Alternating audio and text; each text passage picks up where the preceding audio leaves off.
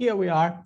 So welcome everyone. This is the third panel of the 12th edition of Media Mutations. This is the first panel which will be held only online, but I'm very happy to be here and to present three talks about things that I mostly love, which is survival programs and radio, broadcasting and podcast.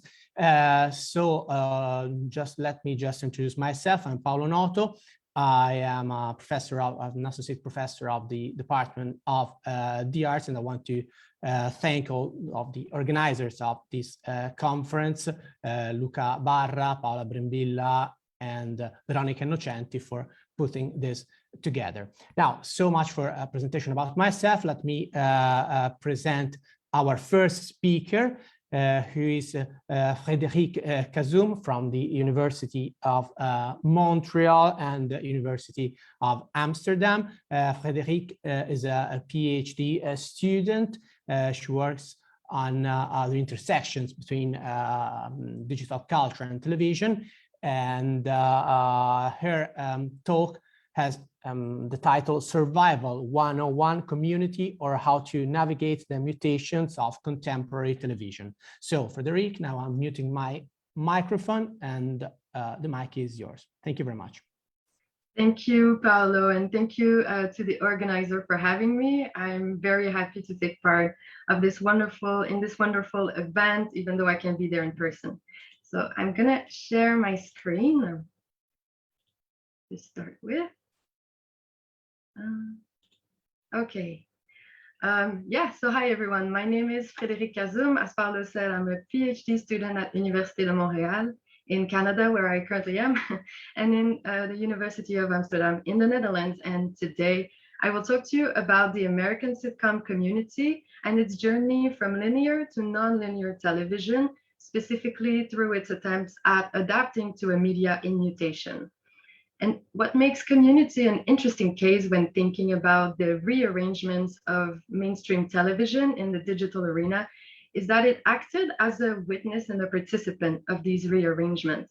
And what I mean by that is that Community went from being a network TV series to a show produced by an over-the-top service at the same time that television was starting to converge with the internet. And specifically, Community is one of the first TV series, if not the first, to have been canceled by a broadcasting company, so in this case, NBC, and to have been immediately picked up by an OTT service, so in this case, the ad-supported video on-demand service, Yahoo Screen. So Community has constantly tried to adapt to a media that was changing as well. And what also makes this case interesting is that Community has not been able to survive this unstable period in television through both traditional and online means in terms of production. As we can see, it has been canceled twice. And this is intriguing because it puts into question a certain assumption that a sitcom like Community, which is a bit more niche and has a dedicated online following, would work best on an OTT service than on a broadcast channel. So in this presentation, I will show you how the case of Community, through its presence on NBC and Yahoo Screen, underlines the complexity pertaining to the way NBC and Yahoo both tried to adapt to the early convergence of television and the internet in the first half of the 2010s, and I will show the interconnections between the two. But first, let me quickly introduce the show. So for those of you who don't know Community, it's an American sitcom that was created by Dan Harmon, who acted as showrunner and whom you might also know from another American show called Rick and Morty. Community was broadcast on NBC between 2009 to 2014 for a total of 5 seasons, before it moved to Yahoo Screen for a 6th and final season in 2015. The show stars actors like Joel McHale, Jillian Jacob, and Alison Bray, and it follows the adventures of a Spanish class study group in a community college called Greendale. And generally speaking, Community is known and loved for its subversion of the sitcom's codes and genre, its meta humor, and its homage and parodies of American popular culture. So let's start by talking about the context surrounding Community's run on NBC. So when Community first arrived on NBC in 2009, the commercial broadcast channel was already losing viewership for its famous Thursday night lineup that was called NBC's Must See TV, that had a successful run for about 20 years thanks to TV shows like Seinfeld, ER, and Friends. In 2009, NBC also didn't have a single comedy show from their Thursday night lineup into the top 30, according to Nielsen Media Research. And by 2013, NBC's original comedy programming got the worst primetime rating among adults between the age of 18 and 49 that the network had ever seen for the second time in 2 years. Finally, in 2014, NBC gave up on its Thursday night comedy programming and its must-see TV lineup entirely after it had been part of its schedule since 1993.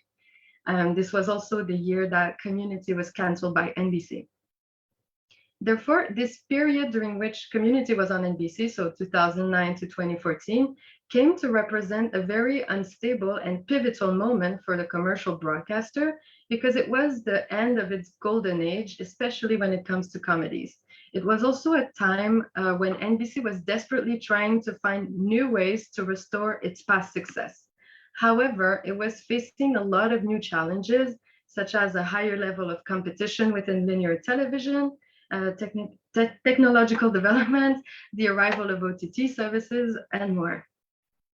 And one way that NBC tried to rectify the situation at the time was to take a broader approach with its upcoming and current comedies in order to get a higher rating and ad revenues.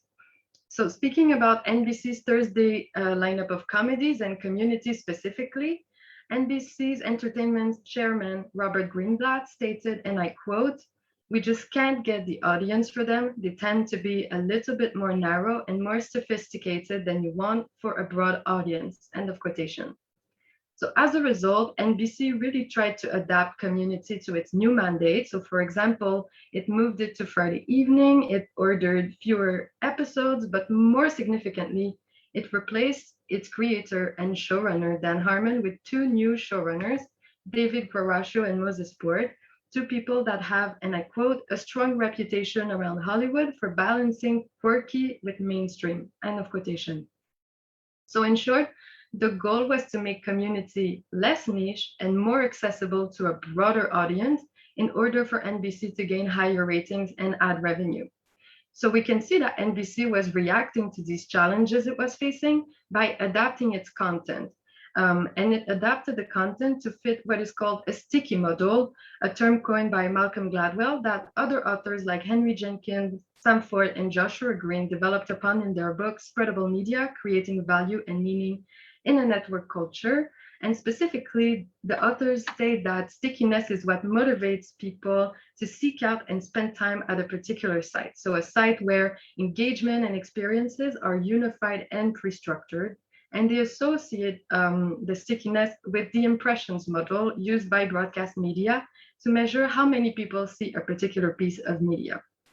So regarding this sticky model and Community, it's not that NBC needed the content to be sticky in a way that a broad audience would engage with it.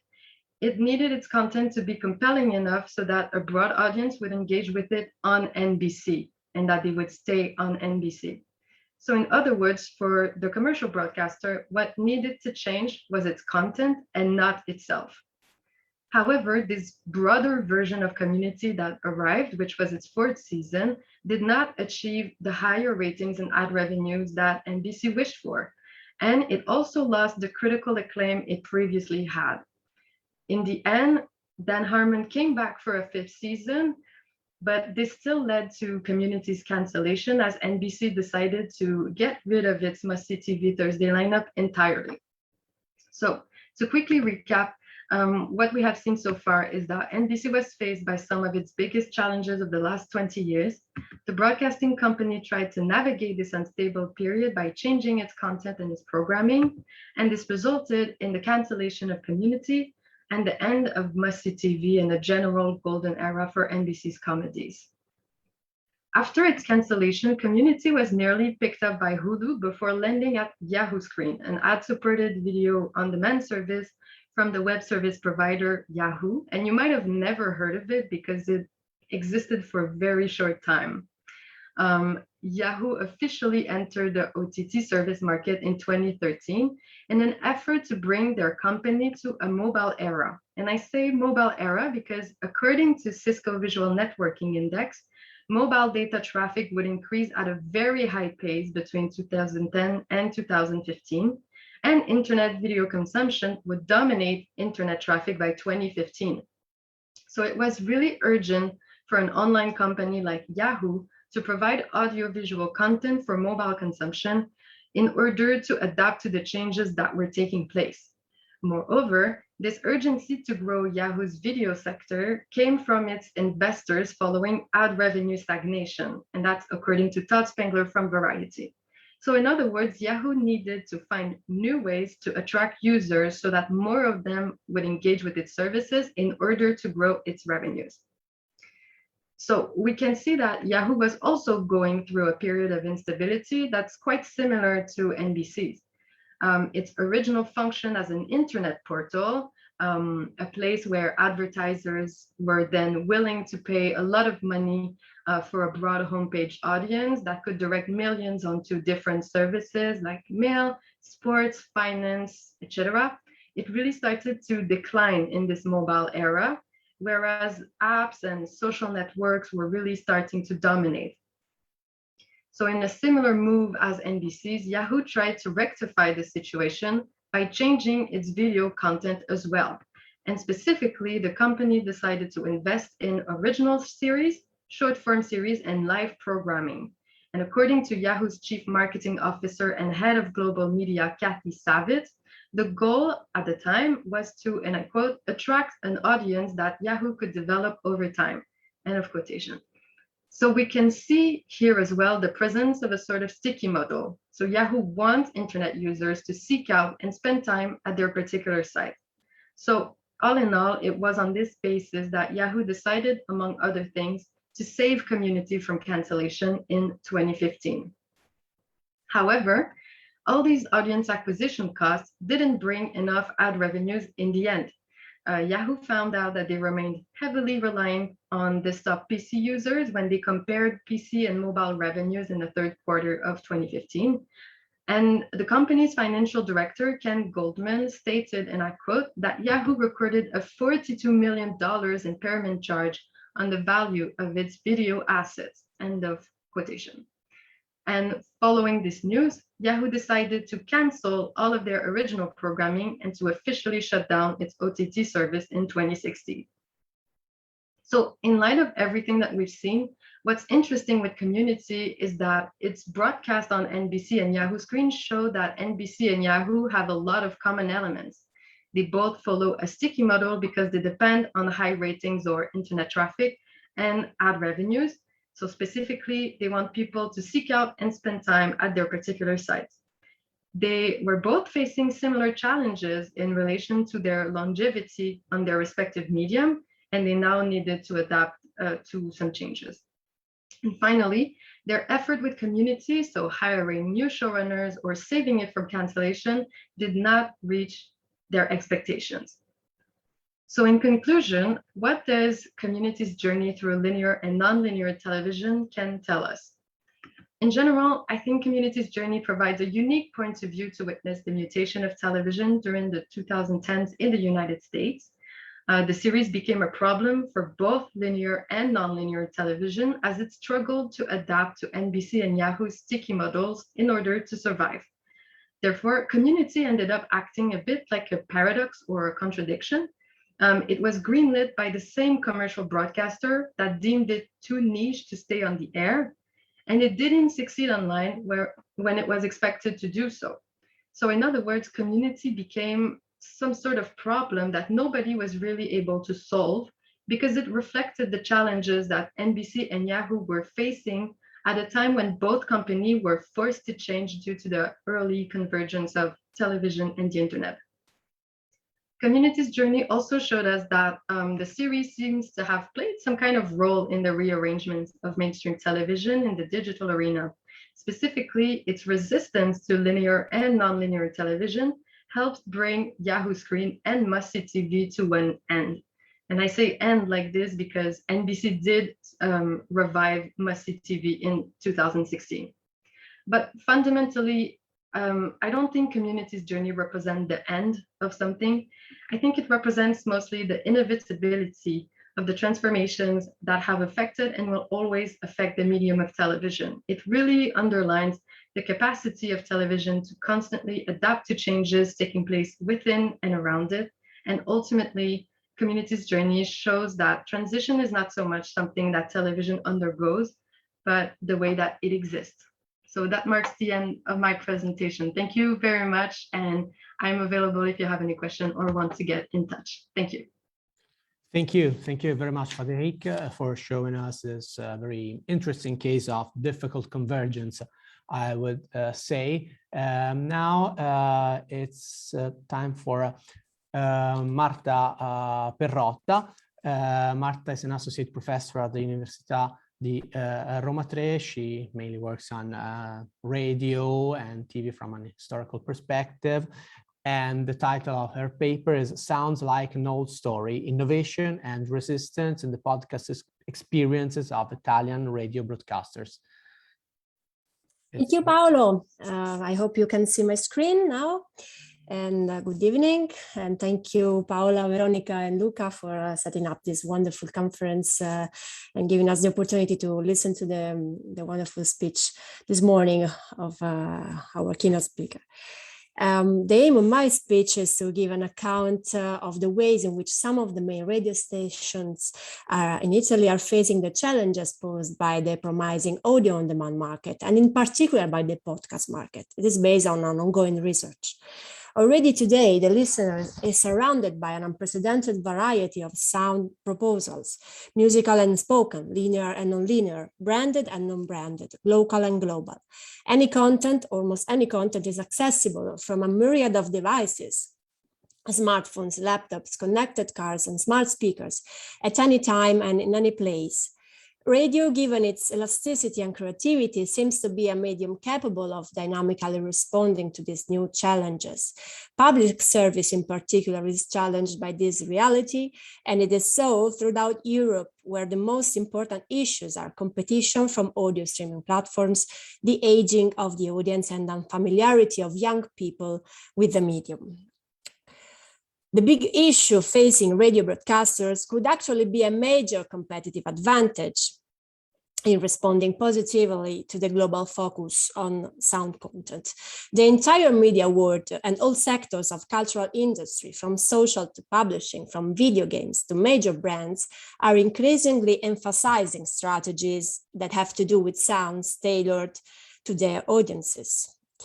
Let's think of BMW, for instance, which instead of the traditional engine sounds has given its new electric car an interactive soundscape composed by Hans Zimmer, piped into the cabin through 24 speakers for a symphonic experience.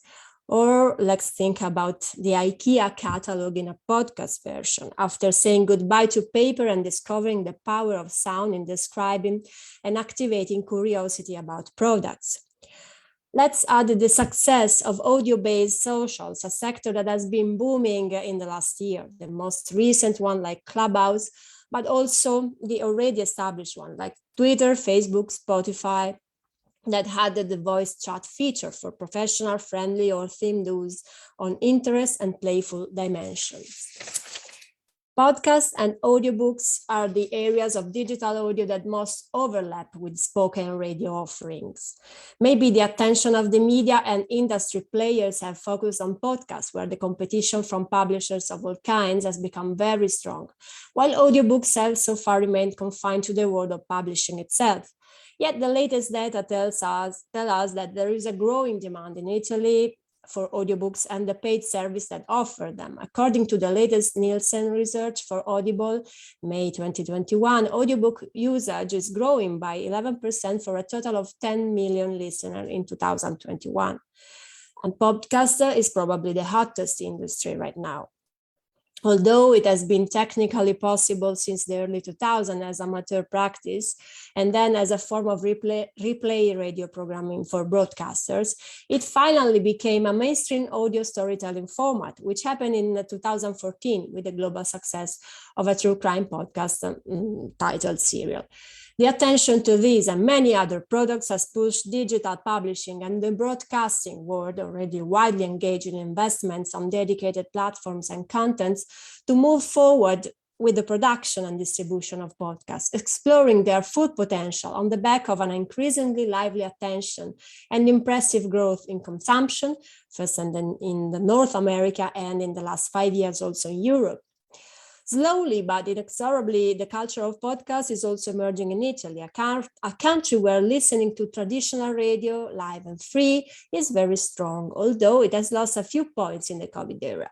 But radio listening still seems to be holding its own and stands at 33 million listeners on the average day. And podcasts are growing. Ipsos data released a few days ago say that about 9.6 million people between the ages of 16 and 60 listen to podcasts at least once a month, with a slight but important growth compared to 2020.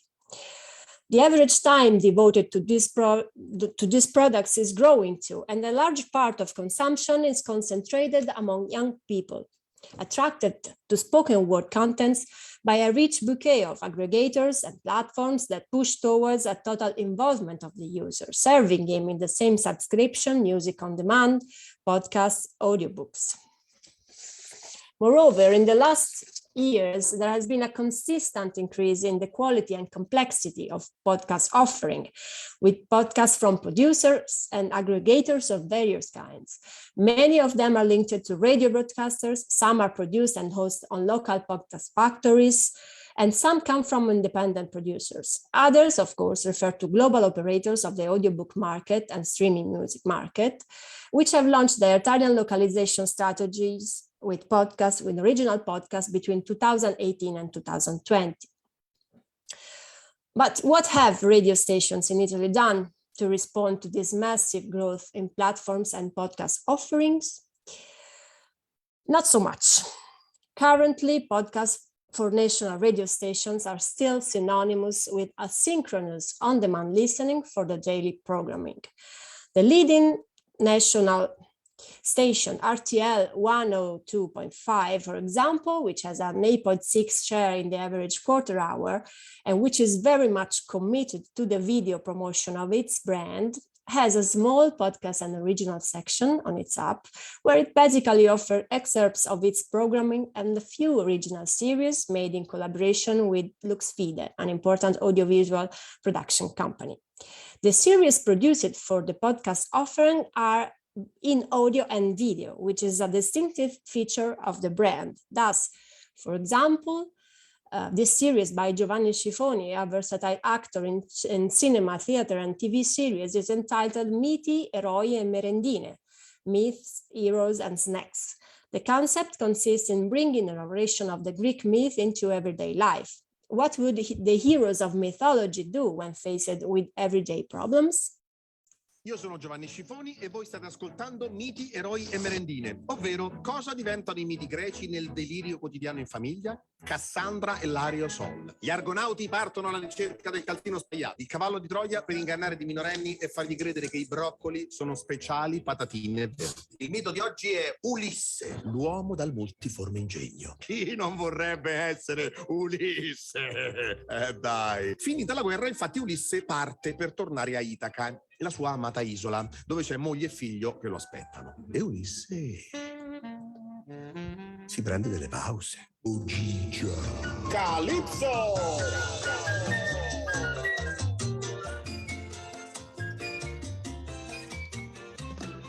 Bello casa, Bello casa, l'altalena, il prato. Bella casa. Ma ti dirò, quell'immortalità Ugigia, quei 3 giorni a Macerata, quei 3 mesi del film a Cracovia.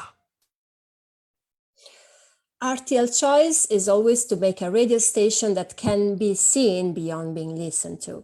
And therefore, the podcasts are also designed to be enjoyed indifferently in audio or video. This is definitely a coherent approach, but perhaps a little bit limiting in terms of the creative and productive potential of a free format such as the podcast. Even looking at Radio Rai, the Italian public radio and television service, whose radio channels together total a share that reaches 11.3 in the average quarter hour, we have a great difficulty in outlining the overall strategy on audio on demand and in particular on the offer of podcasts.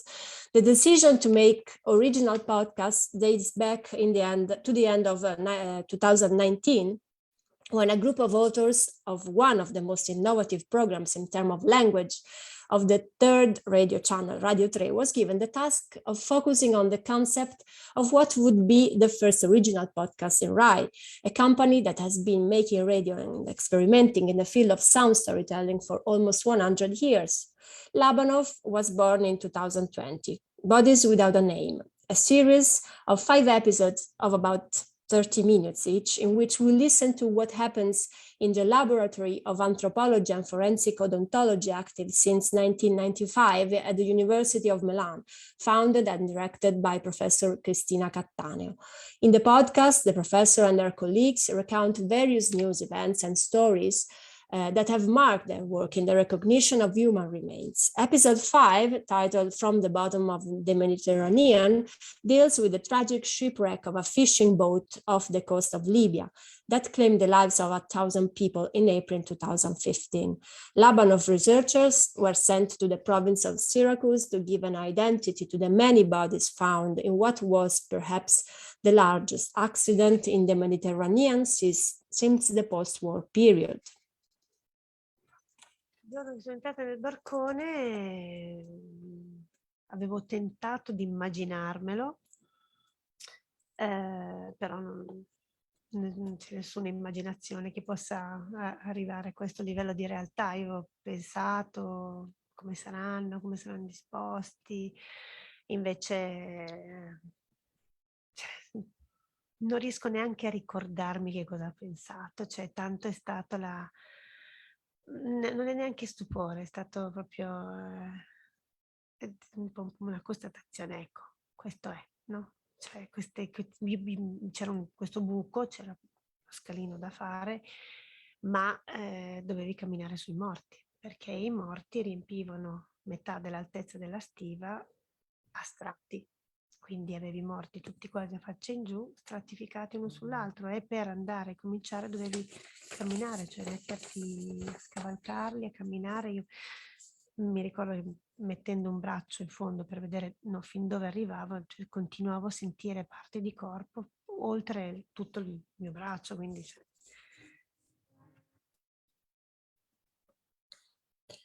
Human rights and science, two themes that in this podcast intersect in a very creative and profound way, responding to one of the most important characteristics for a podcast, a very precise focus, something that makes you move and makes you stop all other activities and concentrate on listening.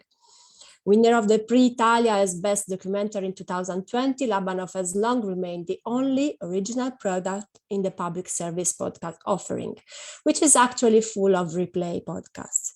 In July 2021, 2 other podcasts were released, dedicated to the 20th anniversary in the G8 in Genoa and to the death of Carlo Giuliani. And in September 2021, another podcast recalling the 20th anniversary of 9/11 was published. At the moment, the offer can only be accessed through the Radio Rai app and not through Spotify or other players. We could also talk about other experiences, such as those of Radio 24, whose format and brand are devoted to the news, which on the one hand has experimented with a line of original podcasts with its own hosts, and on the other has begun a series of co-productions in synergy with digital audio realities such as Audible and Storie Libere.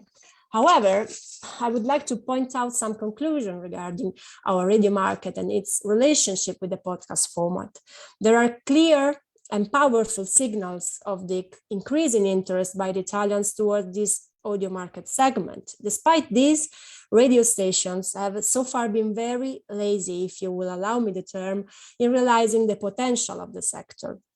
They have chosen original podcasts without fully embracing their characteristics. Some persist in the choice to make audiovisual products. Others create very high quality products and winners of international awards without promoting them enough. No one cares about younger targets or about intercepting the strongest trends among the podcast genres, which are true crime, intimacy stories, and pop culture, those genres on which the main Italian podcast factories insist. The professional skills present in radio station, especially but not exclusively in the public service, are gradually intercepted by the competitors in the podcast market, who are looking for people able to conceive, produce, and promote podcasts. Indeed, the role for pay and free platforms in promoting the growth of a professional community dedicated to digital audio was very important in the last years. In Italy, the sector is all to be built. Professional figures are lacking. Even the terms to define them in a unique way are missing, says Sabrina Tinelli, head of editorial content in Cora Media. Besides hiring people already working in the radio or dubbing sectors, Audible, Storytel, Storie Libere, Cora Media, Spotify, and YouTube, and all the others are looking for story editors, sound designers for podcasts, suggesting a promising future for those who want to enter this world. This is why what all broadcasters and public service in particular need to do is to strengthen their structure, enhance their skills and their archive, invest in the production of original products in order to attract new listeners and consolidate existing ones, and above all, develop apps that are able to support the promotion of this original content, but at the same time negotiate with global third-party platforms, forms of presence that allow the targets farthest from the radio to reach their contents and their brands. Thank you. Thank you. Thank you very much, Marta. Thank you for reminding us that the history of Italian radio is also, and mostly, I would say, a history of some conflict between the potential usage of this great medium by users and the editorial industrial will and strategies of the producers, especially public service producers. Now it's time to give the mic to Tiziano Bonini. Tiziano too is an associate professor at the University of Siena. And the title, he works also on radio from a sociological perspective, and radio and other media, but mostly on radio and audio media. And his presentation is titled Podcasting as a Cultural Form Between Old and New Media. Thank you very much, Tiziano.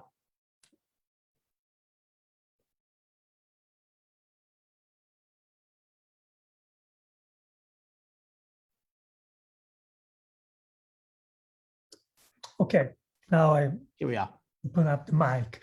Yeah, my presentation is quite a continuation of the discourse opened by Marta. I think it's pretty much in dialogue with what Marta have illustrated so far.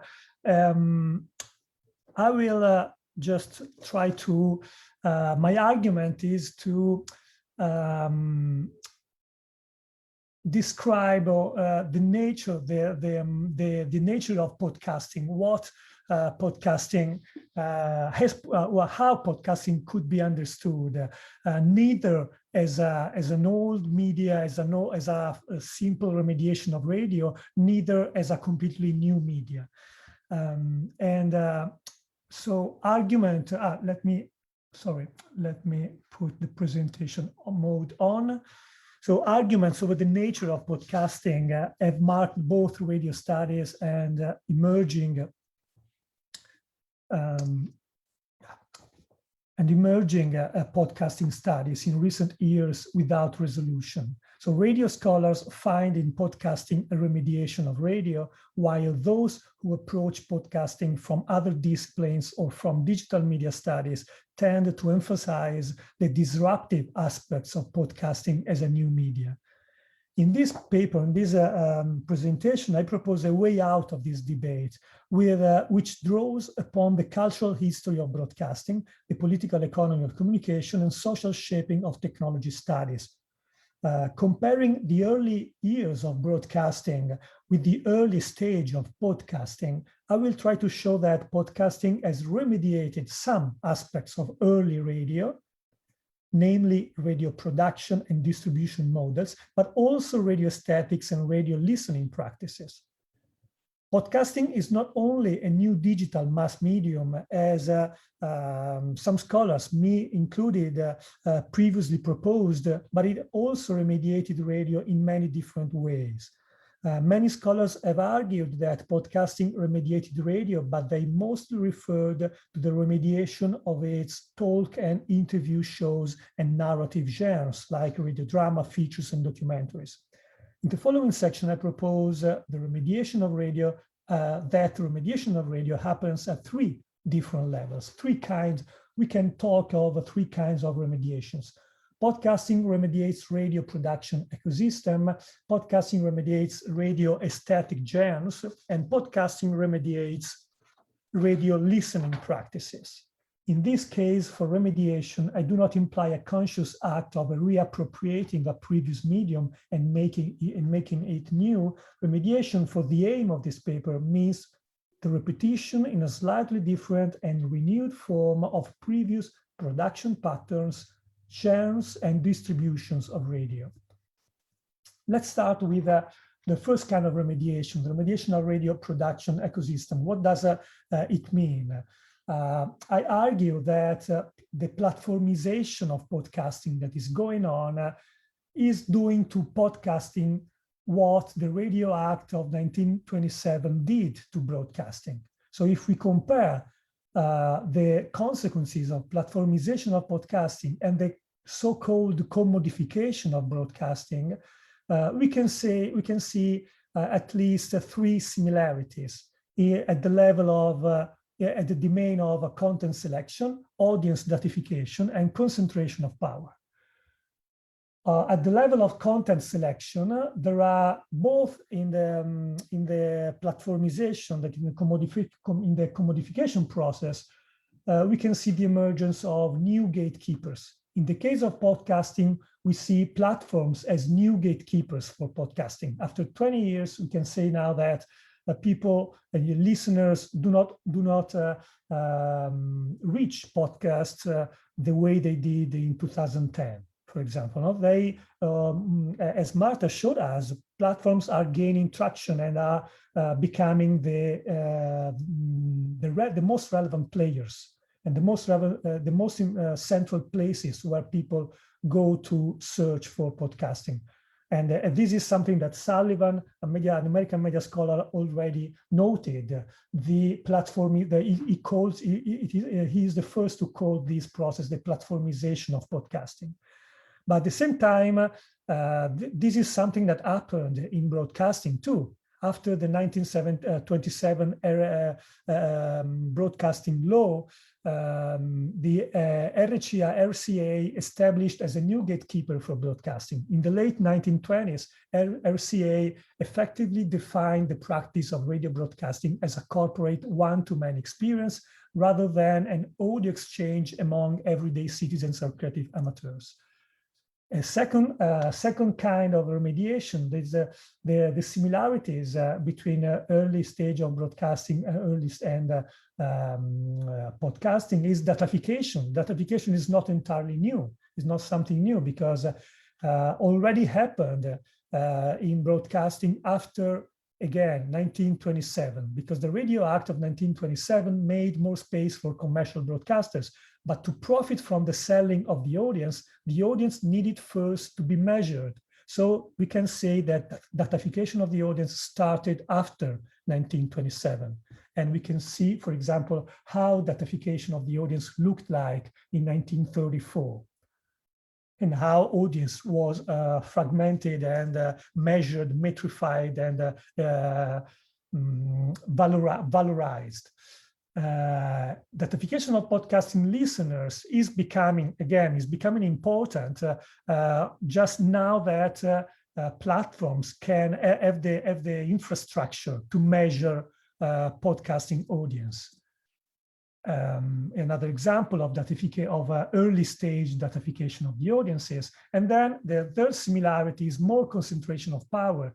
I can just very quick jump on these slide. So on one end, we are witnessing the Netflixization of podcasting. Podcast platforms recreate artificial scarcities of content in order to maximize the potential for revenue. At the same time, after the Radio Act of 1927, stations owned by governments, unis, universities, educational institutions, unions, radical parties, amateurs thinned after 1927. So most of the radio after the Radio Act in the United States were commercial radio. And the same is happening for podcasting, that it is not true because you could say that there are millions of amateurs that are doing podcasting, but the discoverability and the visibility of podcasters is usually leaning toward commercial, professional podcasters are very, and is very concentrated on professional and commercial podcasters. So platformization of podcasting can be intended as another cycle of commodification. So I propose to think, to understand the platformization of podcasting and to connect this process to the broader process of commodification of the media that began with the exploitation of communicative artifacts by industrial capitalism. All this process has a long history and has a name, what Tim Hu called the rise of the attention economy. So, and this is only the first kind of remediation that and the similarity that I propose between podcasting and the early stage of broadcasting. Going quicker on the other two kinds of remediation of radio genres and aesthetics, the novelty of, and I really have to be quick on this. So the novelty of radio lies in the mediation of reality in real time, not in its recorded dramatic texts. Podcasting to date has not yet invented an autonomous genre, as radio did with live reporting, but it has rebranded and reshaped all those radio genres that were disappearing or becoming marginal. As the space for documentaries and radio dramas narrows further and further within public radio programming, these genres are reborn a second time in the form of podcasting. So podcasting is just remediating previous genres of radio, but it also remediating previous forms of listening practices. For example, the remediation of collective listening, because we have data that podcasting is not only a very intimate and individual way of listening, but we know that many listeners spend time listening together with others. And this is exactly what happened in the early stage of radio broadcasting, when radio groups and communities gathered together to listen together. So listening has always been a collective practice, and podcasting is remediating that practice. It's also remediating the intimacy of radio. And Spinelli and Dan argue that podcast-mediated intimacy is more complex than earlier concepts of intimacy and has much more potential to generate empathy. And the third kind of remediation of listening practices is podcasting is also remediating transnational listening. The emerging podcasting ecosystem is mostly a transnational one, freed by the material burden of antennas. Podcasting crosses national borders and flows freely online, but transnational flows of podcasting are culturally bound and mostly originate from few countries. So podcasting transnationality brings with itself questions of new forms of cultural imperialism and cultural diversity, since American-born podcasts are the most listened to in almost all European countries. So, and I just go toward the conclusion of my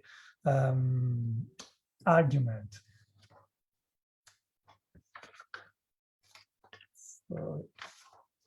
So far, I have shown how podcasting has repeated many patterns that emerged in the history of radio, in the early stages of radio broadcasting, and the extent to which the two forms share a common lineage.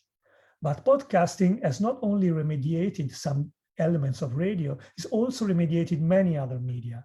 So podcasting, as radio did before it, draws also from literature, from theater, performing arts, narrative journalism, visual media, design, internet participatory culture. So I don't have the time to go deep into these the inheritance of what this kind of media and languages have transmitted to podcast, how podcasts remediated these languages. But instead, I would like to conclude with the reflection on that Gaudriot and Marion made about the theory of the birth of a media.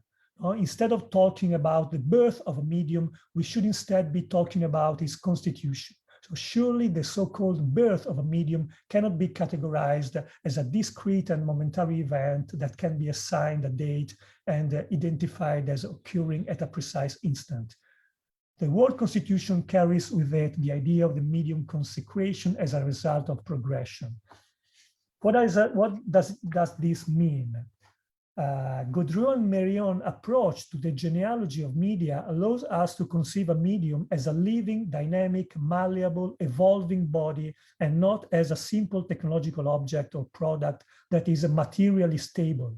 It allows us to consider the history of a medium as a gradual process in which a technology takes shape and acquires a specific social role, which, however, is never fixed.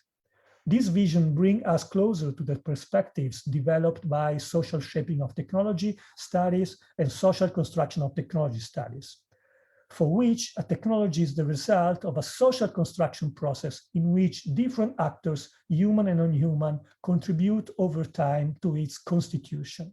Leveraging the contribution of the actor-nectar theory to the definition of technology, we could start considering podcasting as an emerging network of material and non-material elements. So this is the network that I tried to draw to show podcasting as an ensemble of different media and different actors in a continuous evolving way. So in this fashion, I propose to consider podcasting neither as a media object, the podcast for itself, nor a distribution technology, but a specific cultural form.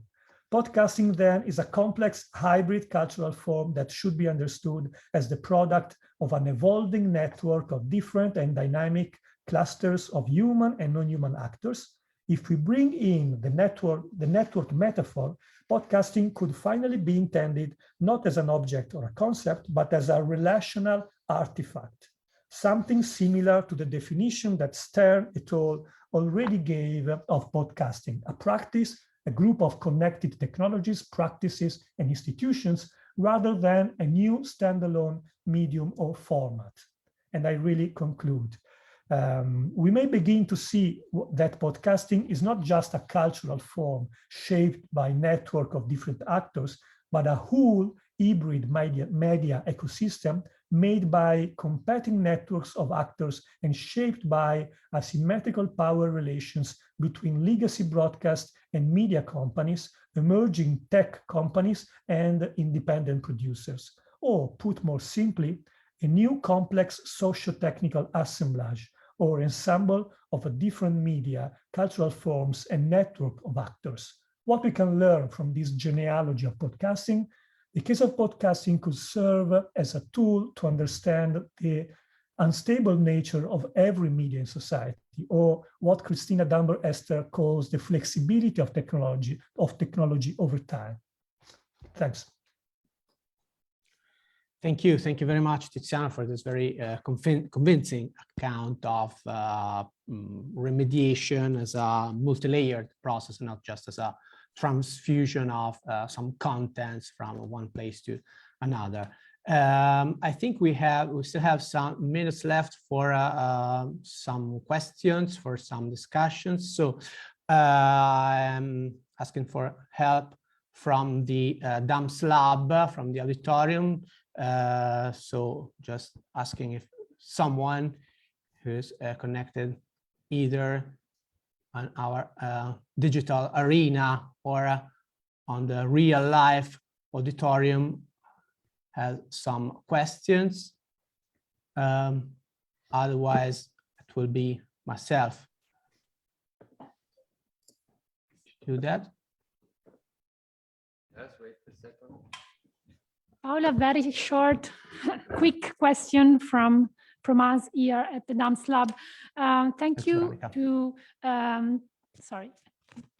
thank you to all of you for your presentations. And I have a very quick question for Marta, since she's the one to blame for my podcast addiction. So maybe she was expecting a question on this issue. And I was just thinking, Marta, during your presentation about what you have shown us. A radio station that can also be seen is still a radio station, or a visual podcast is still a podcast. Do we need a new terminology? Do you need a new vocabulary for these new formats? Okay, yeah, this question is still to be answered, in the sense that they are the only one that's experimenting with visual podcasts in Italy. I mean, this overlaps a lot with any kind of promotion of any brand on the social, constructing stories on the social, and making kind of storytelling in video and audiovisual storytelling in very short forms. However, I think that I tried to make the experience of listening and to seeing the podcast, the video podcast, in different times and different, and actually that particular one works a lot also in a listening form. I think that they are persisting in this idea of promoting their brand in a visual beyond the radio station, because it's a way of creating that stickiness that we already have explored today in this panel, and it kind of works a lot.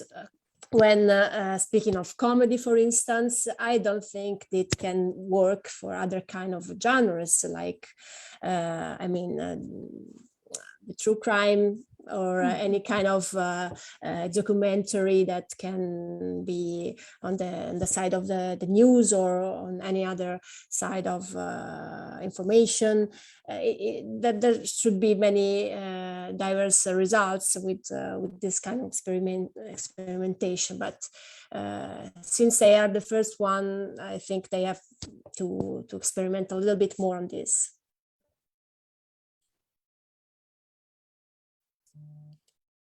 Thank you. Thank you, Veronica. Any other questions for Tiziano or Frédérique?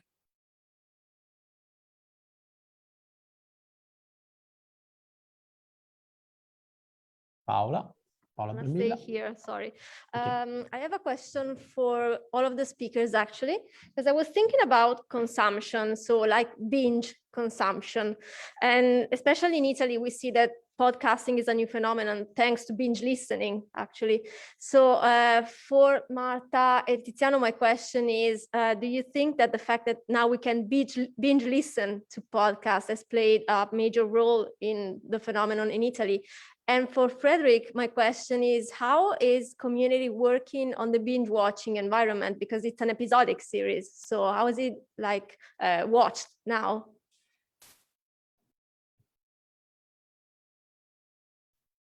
Can I go? Thank you, Paola. I think that the world, especially after the pandemic and the compulsion to use and produce all kind of educational, professional and leisure activities in a desktop mode, is asking for video to be turned off. So the answer is yes. The moments of detachment from the screen are increasingly necessary in our lives and are also the most significant in our days. And many podcasts give this opportunity to the listener. So for me, the answer is yes.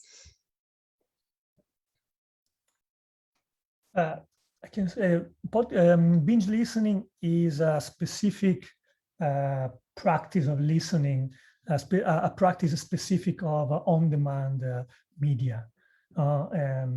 So yes, and this kind of practice is becoming more and more common in the way people listen to podcasts.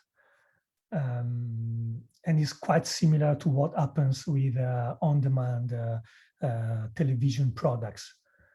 So there is there are a lot of similarities on this part, but it also being enabled by platforms because they make easier to listen to different episodes in a row. We could say that they afford binge listening. So this is also a consequence of the platformization of podcasting. And a very quick answer to the first question that was aimed to Marta, but it was about visual podcasting, but it's exactly what I tried to show in my presentation, that what we mean with the word podcasting today is quite different, is quite a different medium from what we mean with the word podcasting in 2004. So it's still podcasting, but podcasting is not, if it's not an object and is not a concept, but a relational artifact, it changes his meaning. As for my answer to the question regarding community, it's interesting. I know that personally, I was binge watching it back when it was available on DVDs because it wasn't really broadcast in Canada. So I used to wait for the DVDs to binge watch it. But nowadays it's on Netflix. So again, like Tiziano said, like it encourages this binge watching mode. But I think also just more specifically with community, it has a bit of what Jason Mittel calls maximum rewatchability. So it has a lot of layers of references to pop cultures and just different jokes that are like in the background. So it encourages you to watch it multiple times. And the fans of this show are doing that. They always want to know more and to know more reference. And when they talk about it with other people and other people say, oh, I've noticed this, then they watch it again and they watch the whole show. So I think it's both like the platform, but also a little bit the content itself that encourages this form of watching it in one sitting, but also watching it multiple times. Thank you. Thank you very much to Frédérique, to Marta and Tiziano for this a very interesting panel. I think we have just exhausted our time, so I will leave the floor to Marco Cucco, who will be chairing the next panel, which is online too. Thank you very much again for being here and for presenting your research to the Media Mutations audience. Thanks a lot and bye. Thank you. Bye-bye. Thank you all. Bye.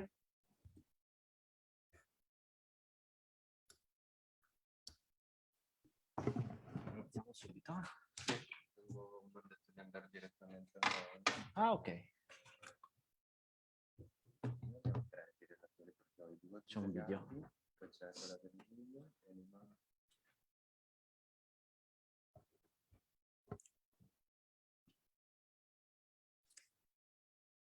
Andiamo? Partiamo? C'è un video.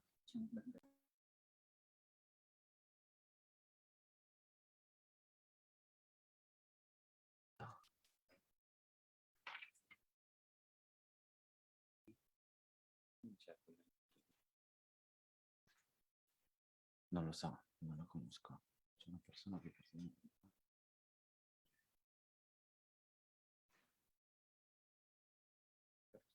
Ok.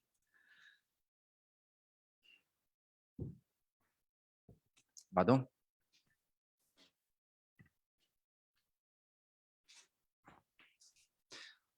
Okay, good afternoon, everybody. My name is Marco Cucco. I am associate professor here at the Department of the Arts at the University of Bologna, and it's my pleasure to chair this fourth panel of the International Conference Media Mutation. We have an hour and a half.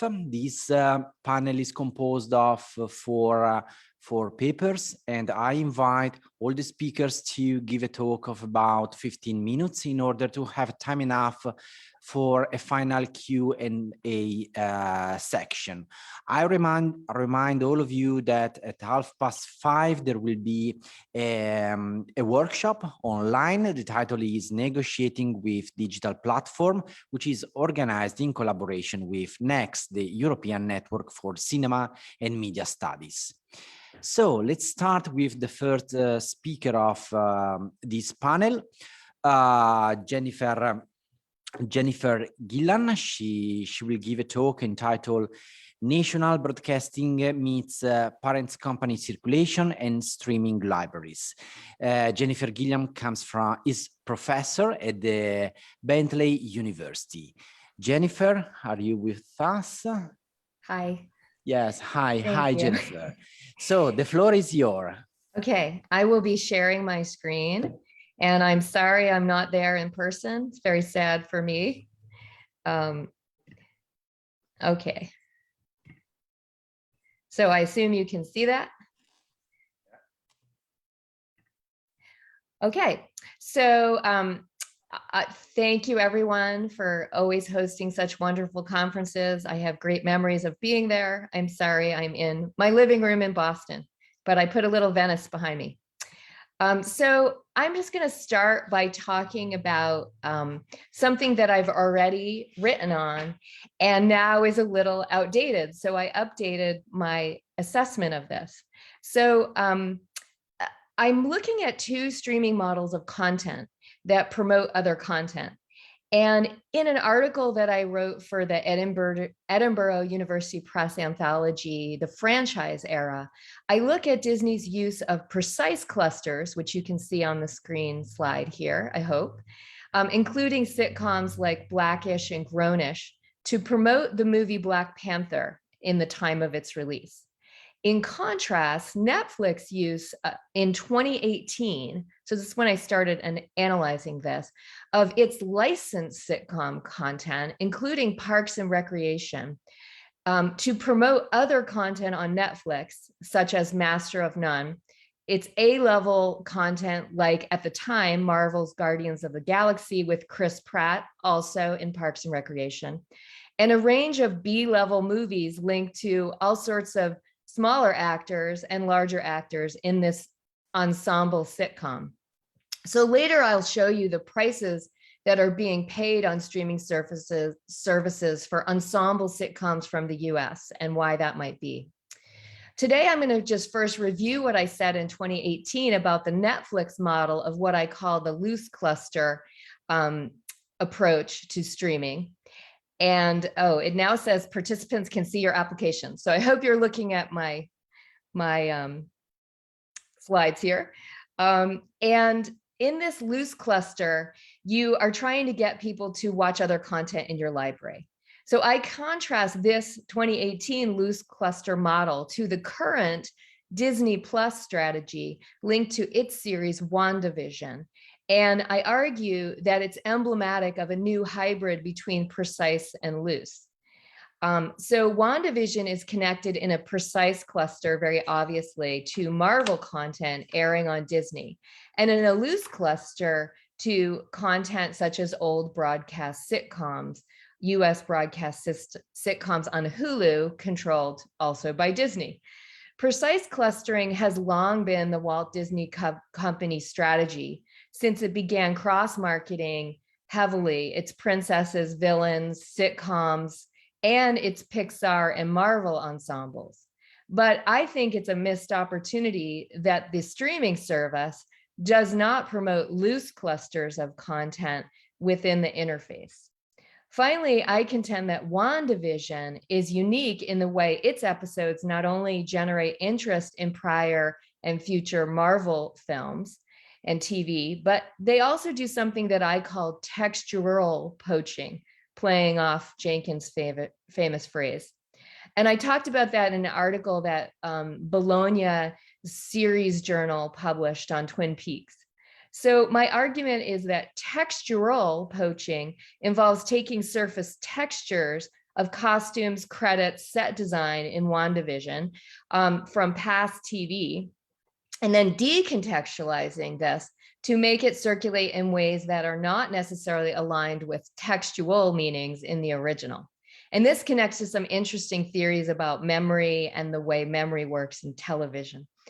The remediation of past TV through sitcoms in Wandavision that are integrated into its episodes is significant, obviously, as they are more concerned with textual appeals of past TV than with textual accuracy. For example, episode 1 has a Dick Van Dyke Show set, but this Laura Petrie is wearing a 50s era costume that really bothers me personally, and the wrong hair, and not those infamous capri pants. So I could give endless examples of all the ways it does TV in this strange way, but I want to come back to that later and just talk more about this precise loose cluster model.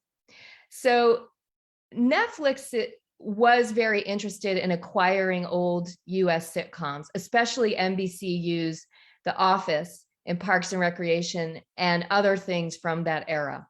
On Netflix, it's important that these are ensemble sitcoms because then they can be linked through the cast to a cluster of content featuring or created by the cast or production team. And then that encourages people to go and watch library content and stay on Netflix as long as possible. So here's just a little more formal of what I originally argued, that really people aren't paying as much attention to the extended shelf life of scripted fare, especially sitcoms, and its robust afterlife on alternate distribution platforms. So I look specifically at US broadcast systems, and I contend that they continue to be something viable to make on broadcast TV and keeping broadcast TV oddly viable itself, because they have this secondary function to not only be in this distribution chain on streaming, but they're also increasingly used to promote other content. So in the article I originally wrote, I focused mostly on Blackish, a sitcom from Disney ABC TV, and how it promoted Black Panther at the time. And then today, I'm also interested in Wandavision and how it really does a phenomenal job of cross-promoting a whole bunch of things and encouraging you to start anywhere in the circle that you want of the Marvel universe, or have Wandavision be the first thing you watch. And then you could move to Hulu, although Disney Plus does not encourage you to do that. But you could if you wanted to. So Netflix has Parks and Recreation in 2018, and it's very valuable, as I said, and we're going to look at a chart. But today, that same sitcom is over on Peacock promoting NBC Universal content, and often in a precise cluster with creator-related shows, but also just there as a signature series to drive people to that streaming service. So I think everybody loves to see the crazy sitcom money, as I call it. So you can look at this chart while I sort of talk about what these sitcoms are doing. And again, they're all ensembles. So in the library model, they're willing to pay this much for sitcoms because you're banking on leveraging a subscriber's investment in one series to create interest in another. And that usually happens through the recommendation engine. But if you look on the right, Kevin Riley, who was connected with HBO Max's launch of The Big Bang Theory, he uses some interesting phrasing, which you can see, that is generational. starting a new generation of viewers for The Office and these other series, Big Bang Theory.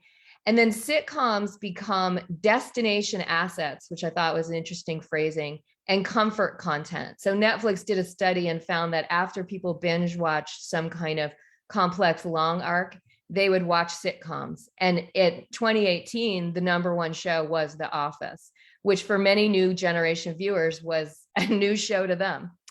So I won't go through the rest of these items on the slide, simply because I think you can read it faster than I can say it. But this is all about why Parks was so important, in my opinion, even though The Office might have arguably been more famous. Parks was great for Netflix model. So I say at the bottom, if the classic network deal is for a desirable primetime lineup, like a Thursday night lineup in the US on NBC, where you deliver audience to advertisers, then the desirable content clusters deliver subscribers to OTT and on-demand providers. And so here again, I'll just sort of let you read through what they did with Parks and Aziz Ansari, who they invested in on Netflix starting in 2013, giving him the stand-up special, and then eventually giving him an original series. And you can really, again, start anywhere you want in this circulation paradigm. But if you start with Master of None or Parks and Recreation, you can move to a lot of other Netflix content. Now, there's a bunch of actors here, including Catherine Hahn, who plays Agnes in Wandavision, that have minor movies that are cheap on Netflix, or cheap for them to acquire, and are something they're sort of subtly trying to drive people to. Now, of course, licensing deals have completely ruined this for Netflix. And so we'll see what happens going forward. So this can't really happen as easily with some of these actors as the movies move off to their own branded streaming services. So let's think about WandaVision. So how is it working? Again, I just review here, the precise cluster is Marvel. The loose cluster is a bunch of old sitcoms. And in 2021, after or before you consume WandaVision, there's so much MCU you can consume. But it does strike me as very limited on the Disney Plus interface that only Marvel is really promoted in connection to this series. And when we were just talking about this series in my class, I was surprised to learn that many students, 18 to 21-year-olds, have not seen Marvel movies, especially many of the female students. And they enjoyed WandaVision's sitcom references. So I thought, well, it is a mistake to assume everyone's a Marvel fan who's watching this. So I do wonder why they don't cross-promote Hulu, but we can discuss that later. Then I began thinking about what happens when you start loose clustering series that aren't obviously connected on the surface. And so for me, I began to discover unexpected thematic links, such as that many of these sitcoms have couples, married couples that actually give each other real kisses in the credit sequence or sometime thereafter. And there is this companionate couple fantasy at the center of some of these sitcoms, as well as a suburban life fantasy. And so you can read through this chart and see some of the WandaVision links of how the sitcom is used, and then some of the themes of what comes up. And these are just a few. And these are ones that you can access through Hulu. That's why they're on here. So I also thought about WandaVision through Susan Brockis's theories about Disney and memory making, memory taking. And she uses the phrase memory taker to describe the Disney model of taking old content, the Snow Queen, and making new content, Frozen, and the way the old content functions and the new content overwrites the old content to some extent. And she even argues that the old content is sort of lost because it becomes, the Disney version becomes more prominent. So I thought that was kind of fascinating. The left side picture is a literal promotional poster from WandaVision, and it does link to a Disney commercial interstitial that they used going through the years of Mickey Mouse and using old TVs. So I think that's fascinating. There's also interesting things you can analyze with this poster. We probably don't have time, but I'm also working through that, sort of what's on there and why. So she uses two terms, situated collective memory and conveyed collective memory, to describe the difference between drawing on something people remember, and that's how they're accessing it, and then drawing on something that's just kind of passed down. Like, so you might know what I Love Lucy is, but you might never have watched it, depending on who you are. So on the next slide, I kind of describe these two theories. And again, in the larger project, I analyze Wandavision episodes through this. So situated memories, again, are generational. A single generation that grew up watching Bewitched, or another generation that grew up watching the reruns, will have a situated memory of it. And that's different than a passed on memory. And she says that Disney works really hard to hit both of these targets. Multi-generational memory is quite interesting in relation to Disney. And obviously the target audience is multi-generational. I thought these ways that she cited some other theorists were quite interesting, especially the idea that memory is connected to layer upon layer of the previous life of the content. And so for me, I felt that's what WandaVision is doing, layering over this content, which itself is remediated through the production team's memory of these shows, which I am obsessed with old TV, and I'm interested in why they get so much wrong and if it matters to anyone but me. So I thought that quote was quite interesting. Again, I'll just return to this slide so you can think about that some more. So what do they take and why? And how much of it is rewatching episodes and how much of it is just assumed content? So for instance, in my class, I had students look at I Love Lucy's The Schedule, which is an episode where the boss comes for dinner, but it has nothing to do with WandaVision. And it has nothing to do on some level, in my opinion, with people's memory of I Love Lucy as a 50s show. It's a very complicated episode about gender politics, as do many of these shows. And I am also writing about Ozzie and Harriet, which is completely left out of the WandaVision universe, but is definitely the kitchen that they're working through is much more a Ozzie and Harriet kitchen where they integrate commercials. And so it's interesting that that show is not on anyone's radar. And so it arrives in WandaVision in a very tangential way through the textual images, but the production team doesn't know anything about Ozzie and Harriet, probably has never heard of them. So all of this is quite interesting to me, maybe not to you. So I will move on to this.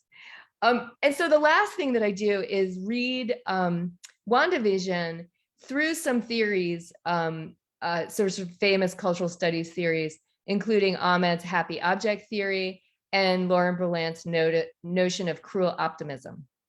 And so the upbeat sitcoms, which all romanticize relationships in very similar ways, are on one level the happy object, both for Wanda and for many streaming subscribers. They are comfort content, and their romanticization of family life and companionate couples is pretty consistent, even though the shows are very different.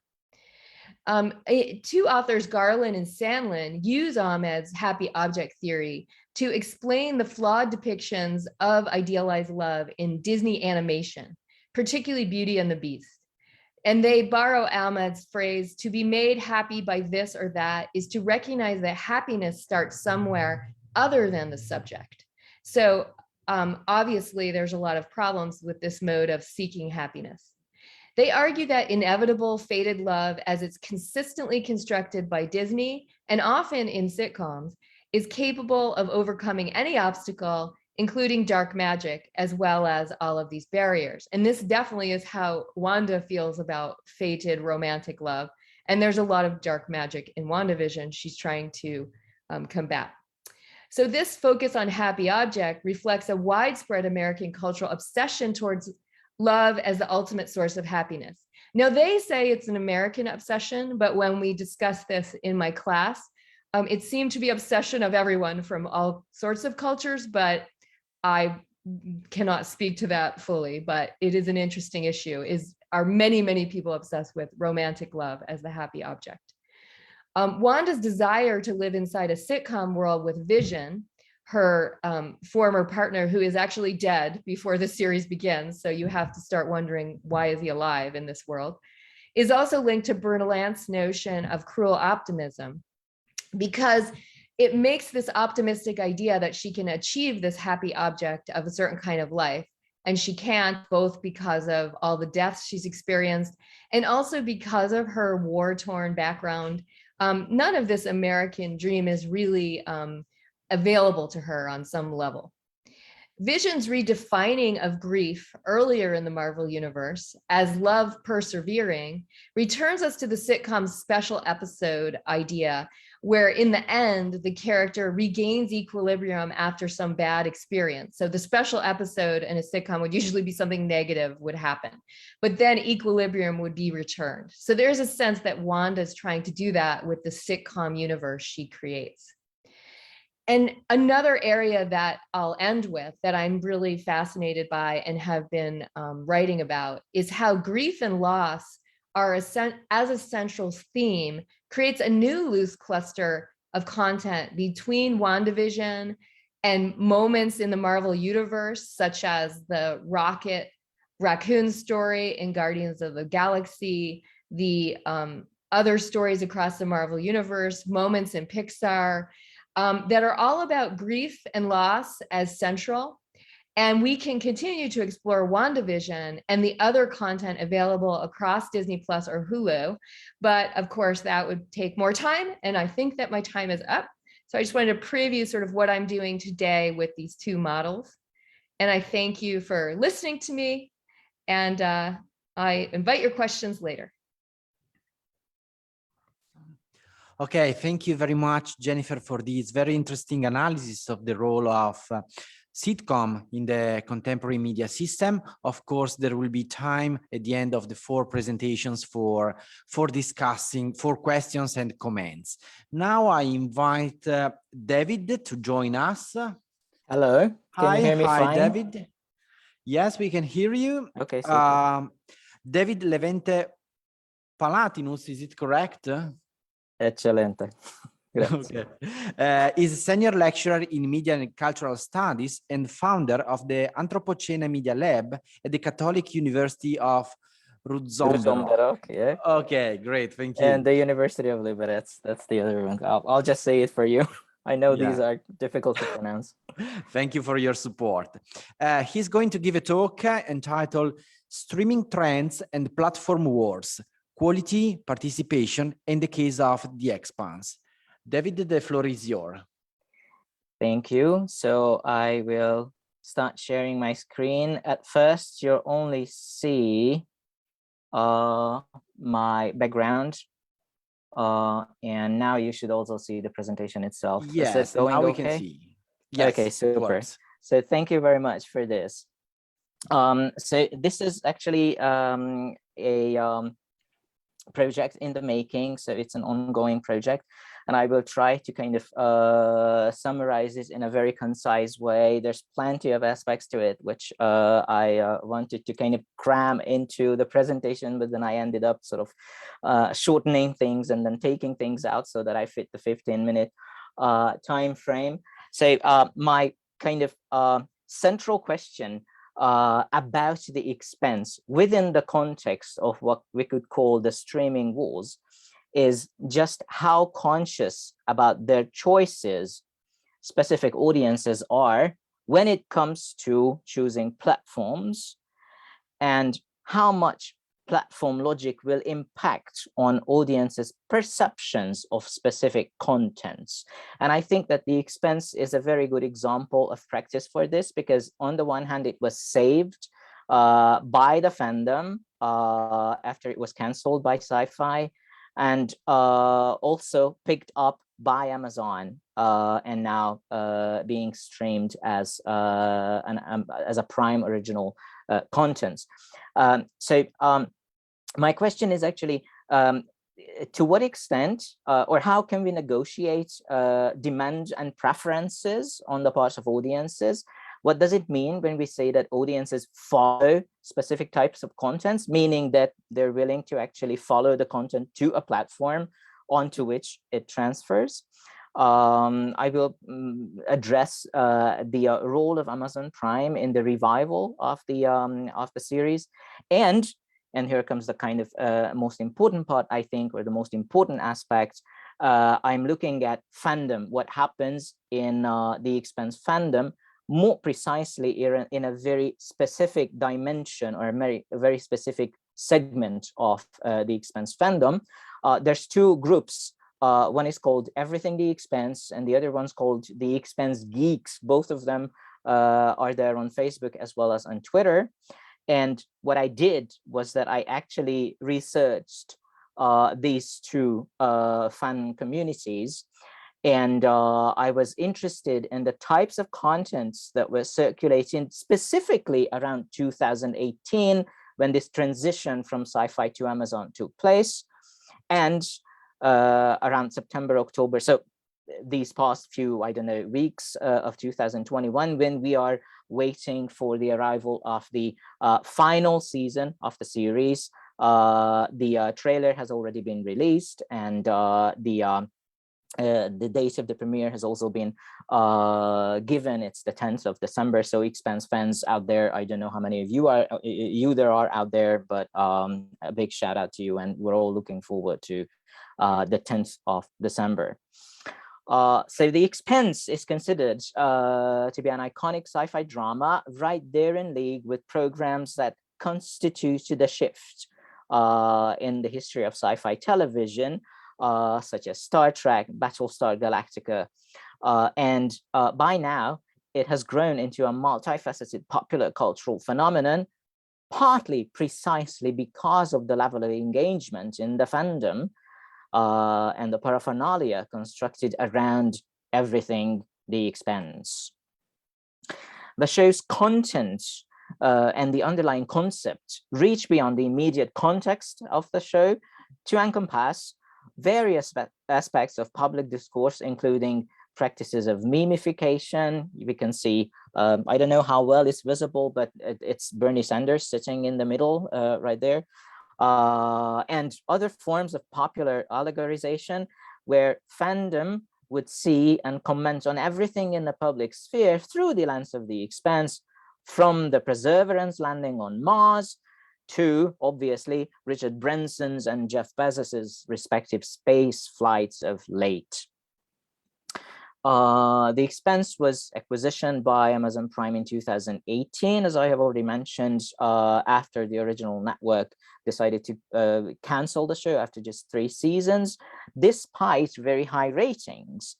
Now, the fact that it was revived or that it was acquired by a streaming platform is not an unprecedented move, neither for Amazon nor in more general terms on the part of any streaming platform, because there's examples of revived or acquired shows, and those would include Arrested Development, The Killing, Black Mirror, Lucifer, Mindy Project, just to mention a few. And also there's a plethora of programs. Brought back by popular demand. Matt Hill and Jonathan Gray write about these at length. And examples that they mentioned would include, of course, Star Trek and even Doctor Who. So from a TV studies perspective, what is interesting to ask is what happens to the program and what happens to the viewers when such a transition takes place. In television studies, there's a vast body of research about the distribution of viewing between streaming services and linear television. I would not want to comment on those at length. Suffice it to say that many scholars have seen the proliferation of digital content distribution as that which brings about the decline, or at least the radical repositioning of broadcast television. Karen Lurie, Gary Edgerton, Lothar Mikos talk about this last one. And others have taken a more celebratory approach to the broadening of digital perspectives, because they have argued that this shift towards streaming services produced new and exciting consumption practices that complement traditional forms of viewing, Barnes and Schuster in particular. Again, others have argued that digital platforms potentially open new horizons to an even more pronounced transnationalization of television via a wider distribution of local productions, as well as international cooperations, or the circulation of cultural legacies. Hagedorn talked about that. So this is a vast topic, which is approached from the aspects of industry, policy, even regulation, varying also on the basis of geographic location and then distribution models. What I would like to emphasize, however, is that even though we tend to look at what is offered, what is available to audiences via both linear as well as streaming services, I still have the impression that we somehow overlook the fact that it is not always clear what actually drives audiences to specific streaming platforms. So there's discussion on the lure of the of the illusion of a more democratized access, or the illusion of a more personalized, more streamlined choice of content, the lure of the of algorithmic governments that attracts audiences to specific platforms. Actually, Matthias Frey just published a book called Netflix Recommends. It's fresh out of the press, University of California Press, and he's actually debunking this myth in that book. But also the lure of control, that we have, the viewers are more in control of the contents that we would consume, is actually more like an illusion, or at least not such a straightforward phenomenon. Even in this case, somehow it feels that most of these arguments, when it comes to kind of aligning or juxtaposing streaming platforms and linear television, most of these arguments are still predicated on a binary logic, and to some extent they rehash and reinscribe old institutional hierarchies or hierarchies of prestige. Now, on the basis of my observations of these two social media sites revolving around the Expanse, there's evidence suggesting that in specific cases, audiences actively seek out particular contents and will be driven to where that content is available. And that's the factor, not so much any other sort of technical lure of the platform. This translates into there being posts about people taking out an Amazon Prime subscription exclusively because they wanted to follow the Expanse, and there's multiple posts, there's multiple instances of evidence of that. On the other hand, there's multiple instances of evidence that audiences, frankly speaking, couldn't care less where they can actually access that program as long as they can access it. So this is an interesting sort of finding, also one that is not very surprising, because I think that if anyone just thinks through logically, all these dynamics will come to the realization that this is how it would just work in the case of fandom and in the case of people seeking out specific contents. So what I did was that, again, I looked at these posts, and this is what I found. There's little to no discussion of linear versus streaming platforms. I still found some instances. These are the ones. I'm not going to comment on them very, very at length. The one on the left is actually a reposting of a blog written by George R. Martin, who is expressing how sorry he feels about the Expanse being cancelled by Sci-Fi. The middle one is the one that comes closest to this point of linear versus broadcast, and Monica's comment here to this New York Times article, Why Traditional TV is in Trouble. So Monica's comment talks about the spread of costs and distributions of programs, what's available in a package deal and what's not.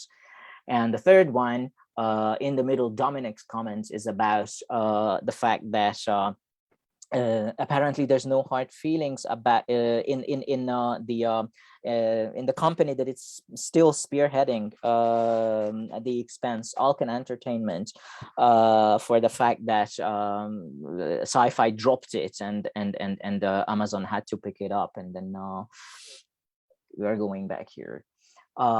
What we see is mostly expressions of regrets over the cancellation of the show by Sci-Fi, expressions of excitement about the revival, reports and retweets of the posts and tweets of the creators, accolades, reviews, celebratory acknowledgements published on portals like Wired, Screen Rant, Polygon, and so on. Interestingly, posts revolving around fidelity criticism is a very significant aspect of what is going on those platforms. So these comparisons of the books and the film adaptations, the series adaptations, but even we would call it fidelity criticism. It's not, it very rarely goes into questions of how much more the books are better. So it's more like what solutions the creators of the series kind of took to actually condense a great number of books into a limited number of episodes and seasons.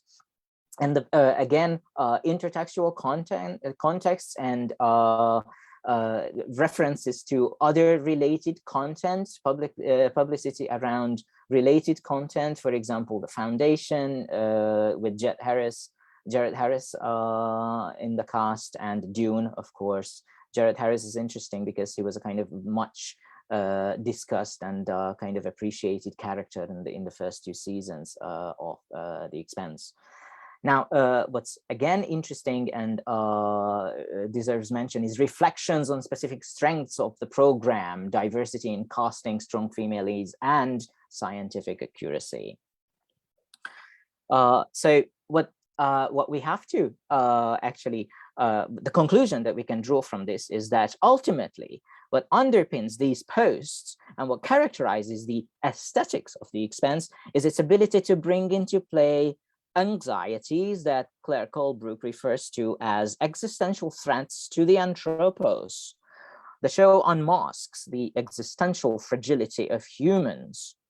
Pandemics, viral or alien invasions, systemic collapse, depletion of resources, climate catastrophe. These are just some of the narratives that mobilize the trope of survival, where humanity is set against its own non-being.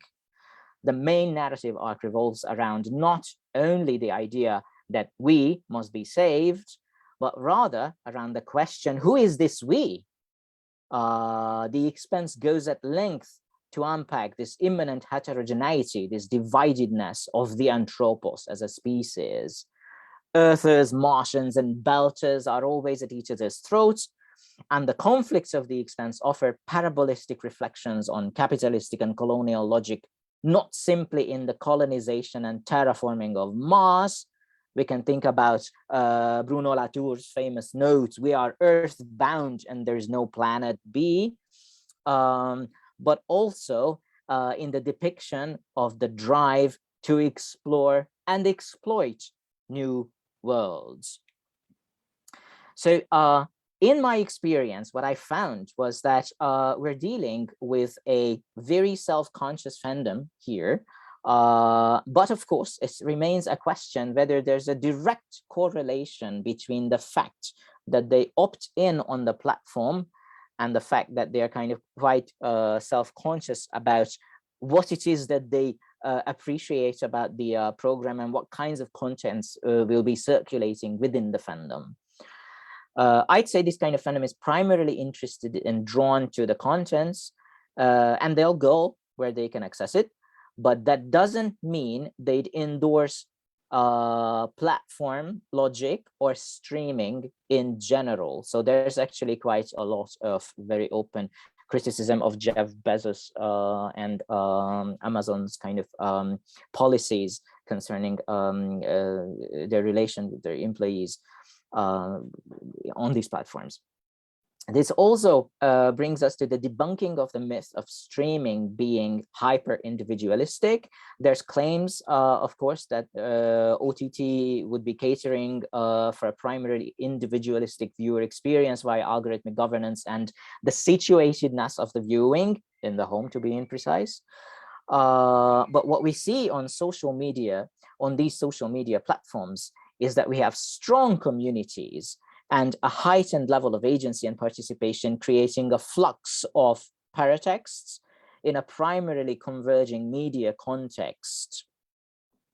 So I wouldn't underestimate the centrality of the virtual community that is constructed around stream contents. We have a community that is held together by more than just the temporal and spatial constraints of the viewing experience. And the pandemic further enhanced and further highlighted the centrality of this sense of belonging by connecting individuals via shared experiences of watching and watching online. So in a way, the proximity of bodies, the atmosphere of intimacy, is indeed sublimated into virtual digital algorithmic space, but I would tend to see this rather as a co-extension of proximity rather than its replacement with something else. So I believe there will have been a complexity of cultural practices and forms that need to be addressed and researched before we can properly contextualize this new synergy that exists between and across forms, platforms, and individual practices. And situating these questions in a post-mass media context is definitely something we should do.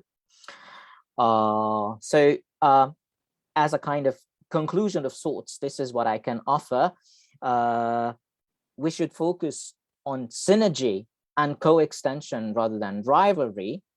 We should be discussing correlation rather than causation. And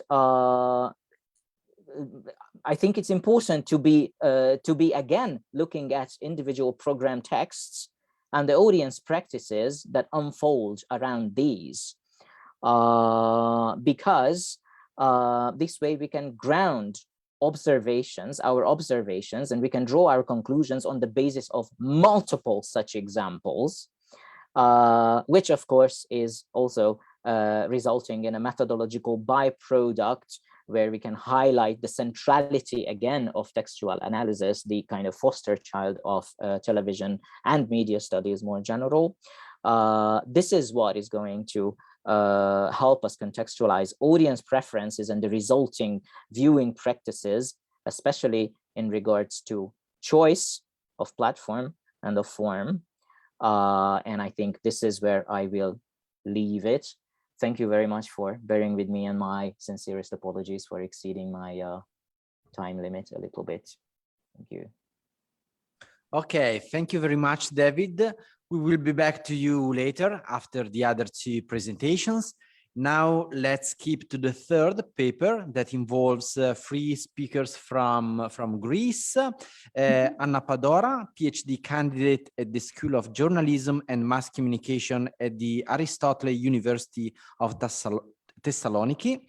Theodora Maniou, lecturer at the Department of Social and Political Sciences, University of Cyprus. And George Kalliris, professor at the School of Journalism and Mass Communication at the Aristotle University of Thessaloniki. I'm sure that I made some mistakes in my pronouncing your names. I'm really very sorry for that. However, that's okay. The floor is yours, Anna. Thank you. I'm a PhD graduate. Since 2019, I have graduated. So okay. I'm now, yeah. This is one mistake, and I am Anna Podara, not Padara. So good afternoon, everybody. Welcome to my presentation. I will share my screen with you.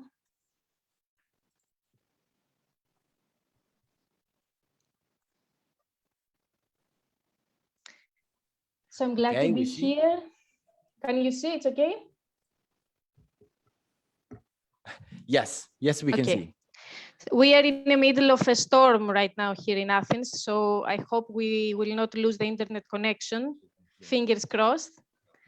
I'm glad to be here and share with you a part of a research that we are conducting the last 6 years with Dr. Theodora Magno and Professor George Kaliris about the viewing habits of Generation Z. The aim of the research is to explore the evolving viewing practices of the young audience through the findings of a multi-level research regarding Generation Z's media usage. What we're looking for is to establish a framework of understanding for the future of the viewing experience, taking into consideration the dystopia which is described about this topic. Not only in the peripheral television industries, but also worldwide, there are many pessimists who believe that the traditional television is dying, that young people have abandoned television, that with the rise of Netflix and other platforms, the river cannot go back. Especially for Greece, where according to ratings, the demographic group that mainly watches television are women over 55 years old, the young audience is considered a lost audience. So let me begin with a short recap about the transition viewing experience. We all know that the traditional screen is no longer the focus of the television experience. The audiovisual content is diffused on various screens and becomes the product of interactive, portable experience without geographical and time constraints. The perception of what it means to TV viewing has become vague. The content is highlighting the need, the content is multiplying, it keeps increasing, highlighting the need for recommendation systems, and the viewer is gaining more and more control over the viewing experience. So the contribution of this research is that in this frame, the adoption of innovation emerges as a structural element of TV's evolution. So studying the media usage of Gen Zers as early adopters is a starting point for exploring and evaluating the transformation of their viewing habits. This is the first research in Greece that systematically explores the behavior of Gen Zers from a TV studies perspective, not only on traditional television, but also on 4 other screens. So why we chose the generational theory for this audience study? It's not only the biological age, but also the social parameters of each age group that influences the media usage. A generation can be defined as a group of people of similar age who share historical experiences over the same time period. Karl Mannheim has already pointed out this relationship between generation and media usage since 1928, talking about the phenomenon of fresh contact. According to this, the fresh contact that one has with a medium is the one that determines all later experiences. Generation Z members are people who were born after 1996. They do not know a world without internet, and this differentiates them from all previous generations. The fresh contact that they had with flow television came at a time when television content was gradually being integrated into the web, and the small screen was not the only option available at home. Their parents are Generation X, the well-known couch potatoes, who have grown in an era where television emerged as a technological marvel, monopolizing their available free time for entertainment. The 4 research objectives that we have in this study are to explore the viewing habits of Generation Z, to study the relationship of Generation Z with traditional and flow TV, to study the effects of socio-demographical variables, and to observe trends related to the viewing of news or entertaining audiovisual content, and also to explore the role of interactivity. So the methodology that we used in this 6-year study is the exploratory sequential design. It is a mixed method. We are using a combination of qualitative and quantitative tools. At the first stage, which I will present here today, we have conducted 8 focus groups through a semi-structured questionnaire. In the first 4 focus groups, the research sample consisted of people who were studying about media in universities, and they had a higher level of media literacy. The variable that was first tested was the different country of origin. So students from Greece, Cyprus, and Erasmus students from several European countries were examined. It turned out that the viewing habits do not differ due to the country of origin, and so we continued our exploratory research, choosing to study another variable, which was the educational level. 3 more focus groups were conducted. They were designed to test whether the educational level affects the viewing habits, and the sample of the research were young people aged 18 to 25 who were studying about media in a lower educational level, and more specifically at public vocational training institutes of Greece. And for the last focus group, we used the deviant case sampling. This was a sample that was aged 18 to 25 who did not belong to the norm. They belonged to a vulnerable social group of Roma people who either did not have they have not completed primary or high school, or they have dropped out of school.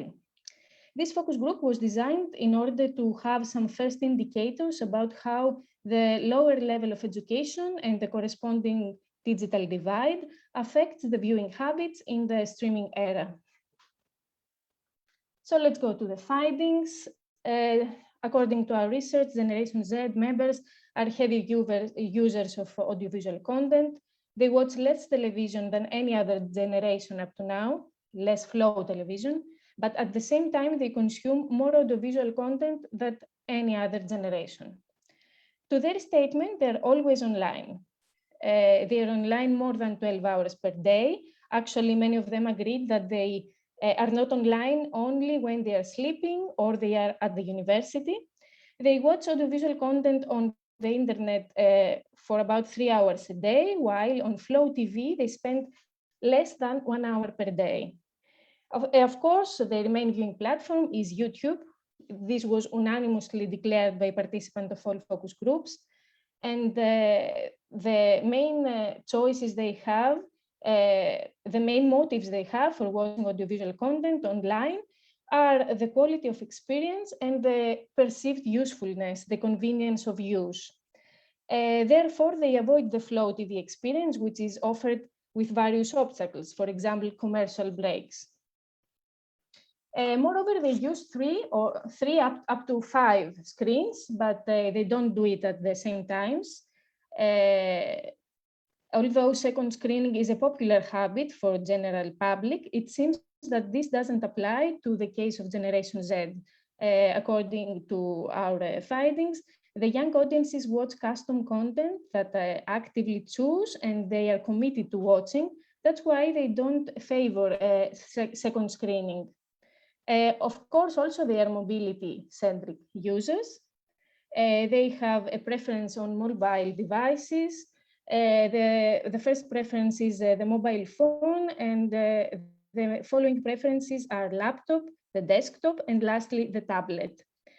For them, watching TV is perceived as a portable experience, something that you can enjoy not only when you return home, but something that follows you everywhere, on the bus, at work, on the beach, in the class. Everyone now carries their own personal TV in their bags or in their pockets. Because they watch audiovisual content mainly online, young people of Generation Z perceive the viewing experience mainly as a solitary experience. They are alone, but they don't feel lonely in this process because they continue to talk about TV content and comment about it with others. But now the discussions have moved online on their online communities, in which they have a strong effect on them. In terms of binge watching, which was introduced by the Netflix 7 years ago and soon established in the general public, our research has shown that this is a regular viewing habit also for Generation Z. Though through this preference, we have spotted a tendency for a relaxing, passive viewing experience in a scheduled flow without a constant need for interactivity. So the second objective of this study was to investigate the relationship between Generation Z and traditional television, and whether there is a generation gap in this experience. It seems that Generation Z has not completely given up watching Flow TV, although it's not their first choice. The majority of them owns a traditional TV set. Either they live on their parents' home or at a student apartment. They turn to traditional TV of collective viewing, and this is mainly because they perceive watching Flow TV as a family entertaining activity. The liveliness of the program is also an asset for them. They tend to watch the program that everyone watches, seeking to have a common framework of discussion with their friends and on their social networks. Our participants have declared that they prefer watching media events like the Eurovision Song Contest or the Olympic Games, and also popular drama series or reality shows. What they have identified as the main difference between the way they watch TV compared to their parents is the commitment in viewing. They have said that their parents watch TV passively to kill their time, to relax without caring about what they see, what they watch. But young audiences are not accustomed to watch randomly TV programming, which is why they find it extremely difficult to watch something that they are not interested in. Our first objective was to spot trends in relation to content consumption and identify the role of interactivity. It seems that when the young audiences are looking for news content, they prefer television or YouTube, while they are looking for entertainment content, which means movies, they prefer Netflix, and the second choice is piracy viewing, is torrents. And while they are looking for live programs and sports, they prefer traditional TV or satellite TV. As far as the entertainment content is concerned, they place high value on topics that are not featured on traditional TV, like diversity, sexual orientation, climate change, human rights, etc. And they have a strong desire for original, real content. For them, the quality content is not the professional one, but it's the real one. This is not surprising for a generation that uses YouTube as their primary source of viewing. Another finding that confirms the above is the fact that Generation Z members of our study rarely use the web TVs of traditional TV channels in order to watch program. Although these websites offer all the affordances of online viewing without time or geographical restrictions, the Generation Z is not allured by the content of traditional television, no matter which way it is served to them. As far as the informative content is concerned, this is a pattern that we have spotted that they do. At first, they spot the news on their social networks, where they have their own bubble of contacts, which they trust and consider reliable. When they are interested about a news piece, they search for more information through the search engines, and they stand critically to getting informed from only one source. They prefer their own Google search. They value their own control over the content as a significant credibility factor. This highlights a tendency for blind trust for the web, something that it is a characteristic of an early user of a medium. Moreover, they tend to prefer, as far as interactivity is concerned now, we have noticed that they tend to prefer linear storytelling without heavy interactivity. In fact, the non-linear structure is perceived as annoying, something that distracts them from their viewing experience, and they also tend to prefer flow-based programming. The last objective that we have researched on was the effects of socio-demographical variables on the viewing activity of Generation Z. As far as they are concerned, the findings show that the viewing habits of Generation Z do not depend on educational status or of origin or media literacy level. This is an indicator of the fact that internet tends to create a global experience for viewing audiovisual content where geographical boundaries converge. The evolution of Web 2 has created a culture of borderless viewing, and the above raises a broader debate on the internationalization of young audiences and the global distribution of television products. So we move on to the discussion. Generation Z and TV, is it actually complicated? TV for Generation Z is a portable device which provides mobile viewing experience without geographical and time constraints. Gen Zers consume more content than ever, but also they are more demanding than any other previous generation. They value custom content, and this is the main factor that affects their viewing choices.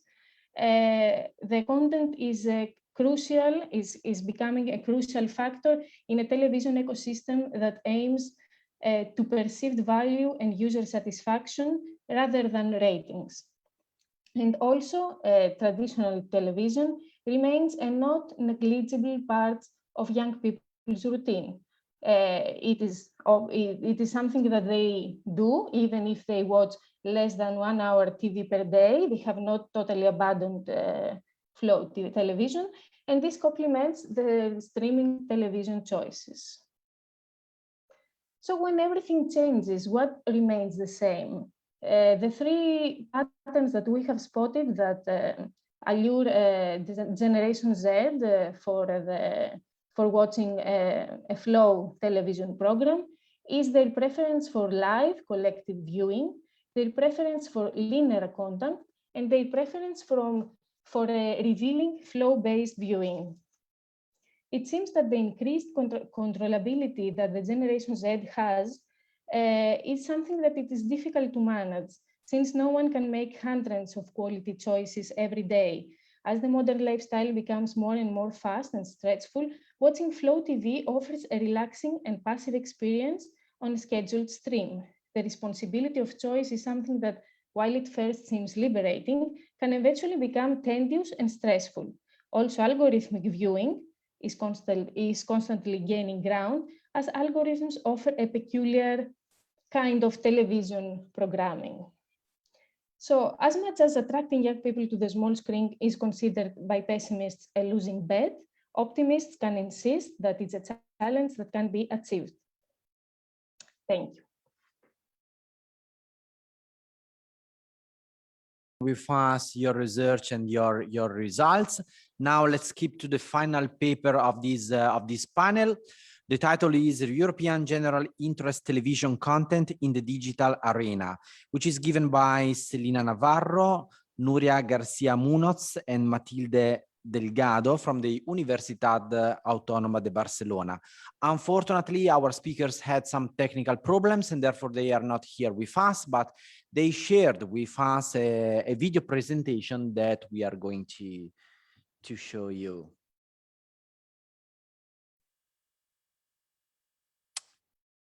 Just a while.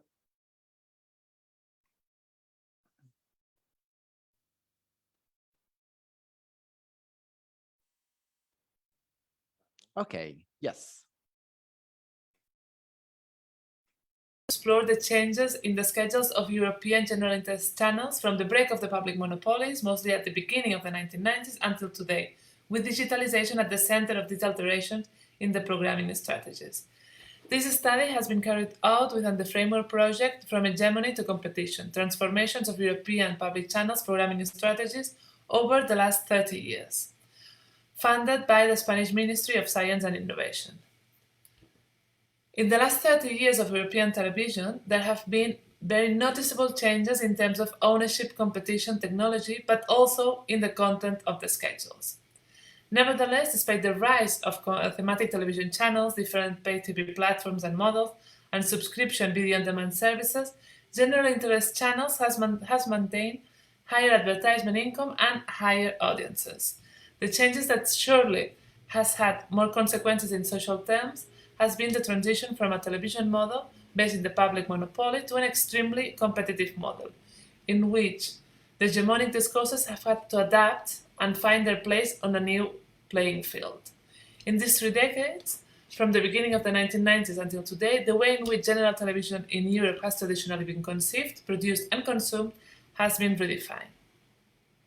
The main objective of this presentation is to observe the changes in the schedules of general interest channels of the main European television markets up to the current digital arena, with the study of their changing scheduling strategies and differentiating if there are significant differences between public and commercial channels in their approach to the construction of the schedules.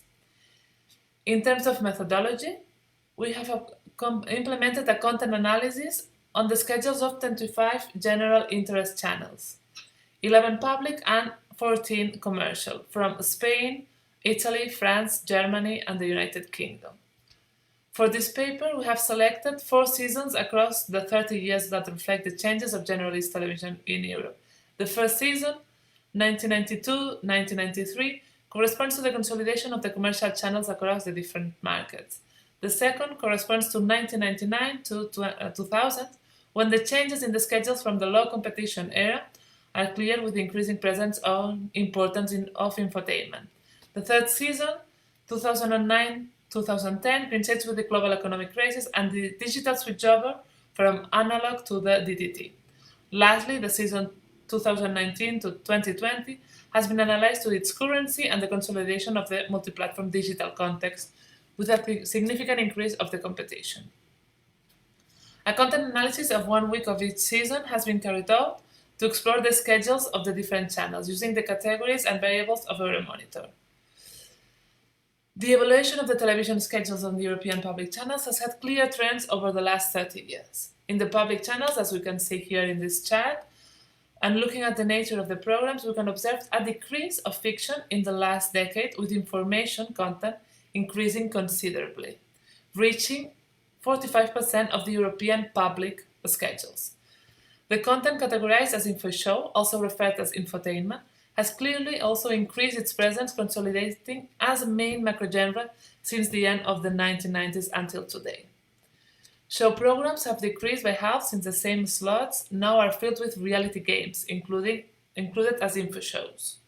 In contrast, game programs have consolidated across Europe as programs that fill the access prime time, doubling its time in public channels during the last 30 years.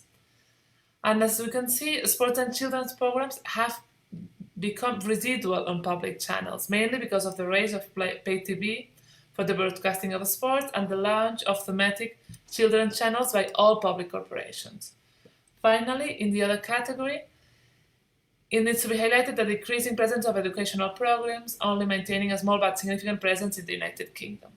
If we compare the evolution of public channels and schedules by those of the commercial channels, we can see that the main evolution trends are very similar. Fiction also decreases, and information and info show have increased in its presence in the programming, particularly in the latter, in info show. This is due to the need for public channels to compete directly with all players in each market, taking a more commercial approach, particularly in prime time. However, the differences between both types of ownership in terms of quantity of each macro-genre are still very relevant. Commercial channels, for example, still dedicate double the time to fiction than public channels. Okay. Moving on to the other slide, the data about the power of the 3 main macro-genres, fiction, information, and infotainment, is obvious in these graphics. This is very important because one of the main reasons to advocate for more flexible regulations in Europe and liberation was to obtain more diversity in terms of television offer. Our data show otherwise. Increasing competition has forced the channels to bet on the more popular contents, driving the channels to concentrate their offer in the same kind of content. Regarding the difference between public and commercial channels, public corporations have focused most on the information content and commercials on fiction, and mostly in the last decade, infotainment, and as we have seen in the last charts. And also this evolution has been encountered in all markets analyzed, Germany, Spain, and also in the case of France, Italy, and the United Kingdom. If we move on to fiction, we have divided the genres of fiction between non-serialized genres and mostly cinema and TV movies, and serialized genres grouping series, serials, sitcoms, and soap operas.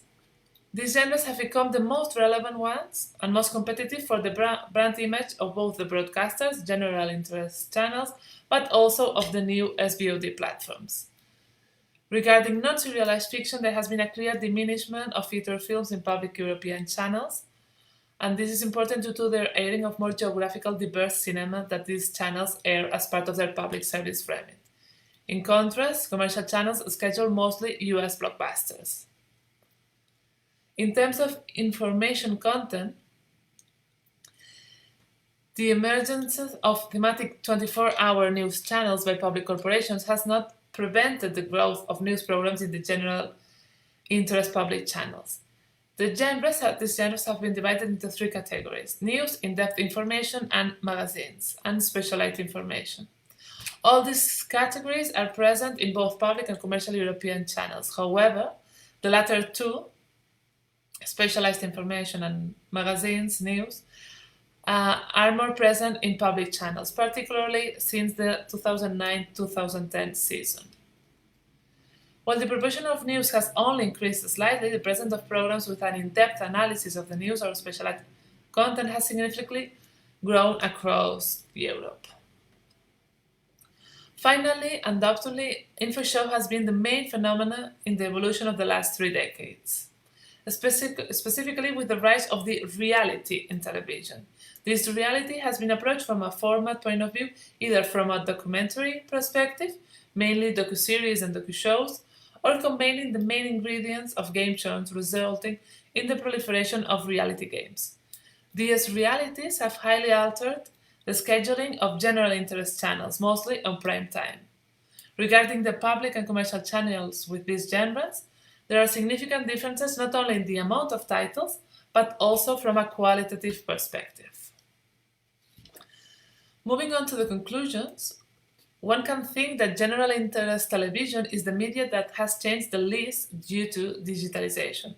But surely, the rise of new forms of delivering audiovisual entertainment, mostly created by the television industry, has also shaped our old television. The main trends in scheduling strategy have been similar between public and commercial channels in the big 5 European markets over the last 30 years. This result should not come as a surprise, since competing means trying to reach the same high number of viewers.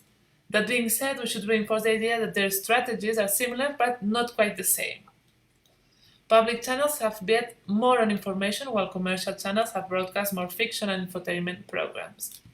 Nevertheless, one of the main conclusions of the analysis that has been conducted is how general interest channels have lost some of their general aspect, disregarding younger audiences and highly concentrating their offer only on the 3 main content: information, fiction, and info show. And for example, sports and children programs have been delegated to specialized channels, and show and games have been cannibalized by the infotainment programs. Fiction continues to be the main genre of the general interest channels, but with a decrease in terms of quantity. However, it has been dominated the serialized fiction as well as pay TV platforms and OTT services. The perks of serialized fiction have conquered the schedules and also dynamized domestic productions, not only increased the internationalization. Also, one of the most important changes during the last 30 years in the European general interest channels has been the rise of different formats of infotainment, as we have seen before, which have shaped profoundly their scheduling strategies, affecting both public and commercial channels, but with qualitative differences. Finally, in general terms, the abundance of television content has affected the speed and the renewal of formats and has pushed creators to hybridize unexpected genres, mostly regarding to infotainment and info show programs. Digitization has also increased exposure of international fiction and other programs, but the new circulation has encouraged domestic productions, not only specifically by public and commercial linear broadcasters. In addition, the thematic channels have liberated the general interest channels to address specific audiences, and all these changes have produced a high competition among European public and commercial general interest channels and all new players that try not to lose influence over their national audiences. And that's it. Thank you for your attention. We apologize for not presenting live and not being able to join the discussion due to technological problems of a cyber attack on our university. But here are our emails, and we hope to continue the conversation in the future. Thank you. Okay, so we have time for some questions and comments before making a short break and then start the workshop negotiating with digital platform. So I invite the audience to don't be shy and to take the chance for making some questions. Yes, there is a question. Yes, I think you can come here.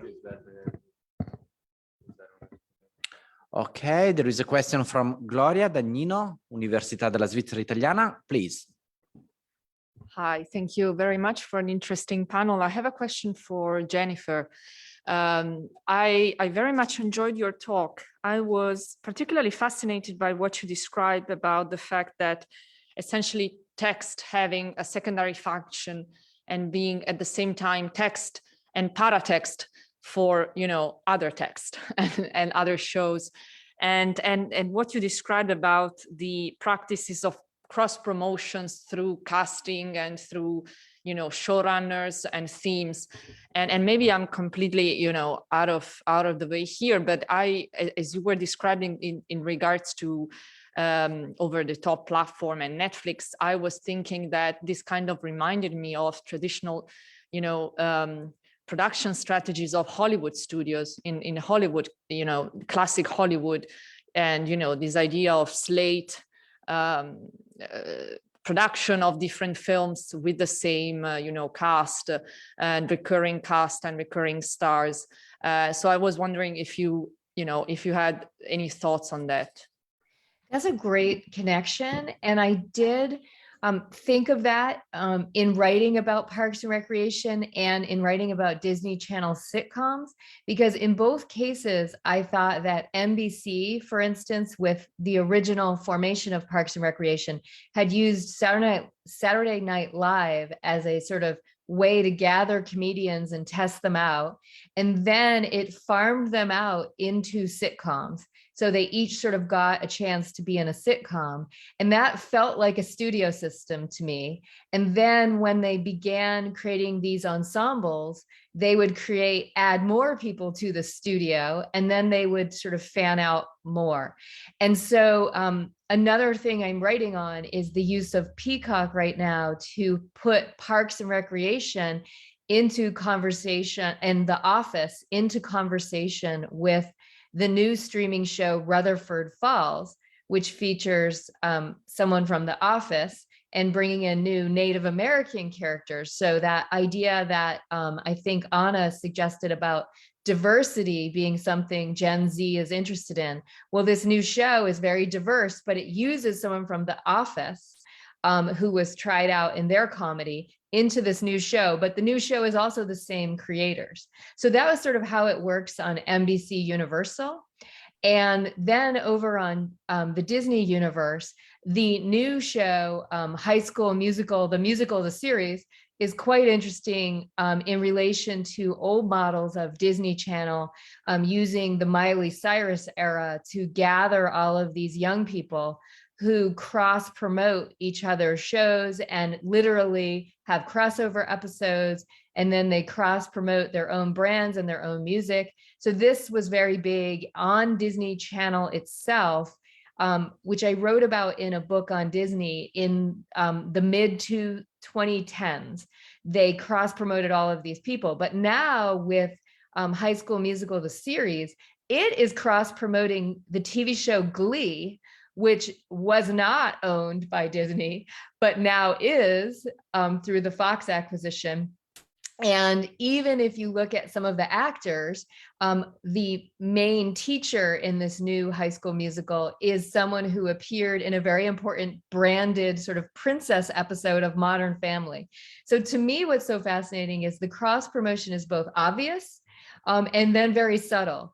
And so there's sort of these two levels for viewers interested in something very obvious and people willing to dig deeper. And even if you start looking at the production workers, not just the producers, but like the production designers, or the lyricists. There's a lot of cross promotion as well through their work, but that we have to work harder as viewers to find that, or you have to read extra texts, as David was talking about, that fans produce or that the showrunners produce to find these connections. So you're absolutely right that they're both studio systems to some extent. And to me, streaming is looking like a studio system, but it might not work because, as Anna noted, students really still like Netflix. And they look to Netflix for content, and they don't really look around. They're kind of lazy viewers. They don't look for different, they follow a show to a platform and then they cancel the platform. So I don't know if Peacock will work, but it's trying to be sort of a studio system. And the same with HBO Max. So I'll stop there, but thank you for that great question.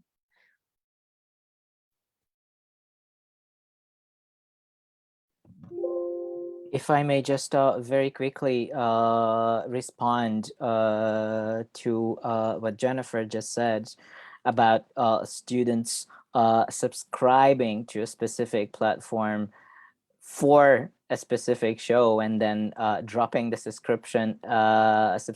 Yes, that's been my experience too. So yeah, also what's interesting is that this sort of, when you were talking about, Jennifer, when you were talking about maximum rewatchability taken from Jason Mitchell, and then you were talking about clusters, I couldn't actually help thinking that those categories kind of fit the Expanse quite closely, because I mean, I think that to some extent sci-fi as a genre really kind of thrives in mobilizing maximum rewatchability, and the Expanse is an example of that. And in the fandom, okay, not in the fandom, but on those two platforms that I looked at, nobody talked about maximum rewatchability. What they talked about was that they started re-binging the series again and again, and people were saying that, yeah, I've been I'm on my third, I don't know, I'm on my fourth binge or re-binging, I don't know, round of the series. That's one thing. The other thing is that when it comes to clusters, obviously, Amazon does a very similar things to all programs, all space narratives, not just fiction, but also documentaries.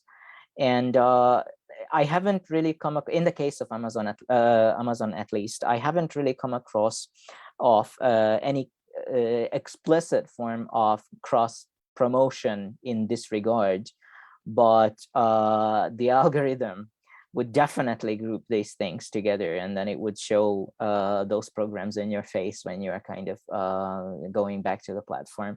But it's also true, I think, for the other platforms. And what's interesting is that I don't know if it's possible to extend the concept of cluster outside of a single platform. I know that that's risky, and probably a different sort of a different item of terminology should be used. But what I noticed was that all these kind of space exploration / science fiction programs set in space or addressing questions of the colonization of space somehow find their way onto a streaming platform sooner or later. So somehow, probably it has to do with the bingeability of these programs, or with the fact that they require binging. They're all there. So on Netflix, on Apple TV, on Amazon Prime. I'll just stop talking. Thank you. Okay, there's a question from John Ellis. Hello, it's a question for Anna Podara, that your findings are very reassuring in a way, that Generation Z or Z really likes linear entertainment, what I would call television. the question then is, how much did you interrogate their use of other entertainment media and specifically games in your focus groups?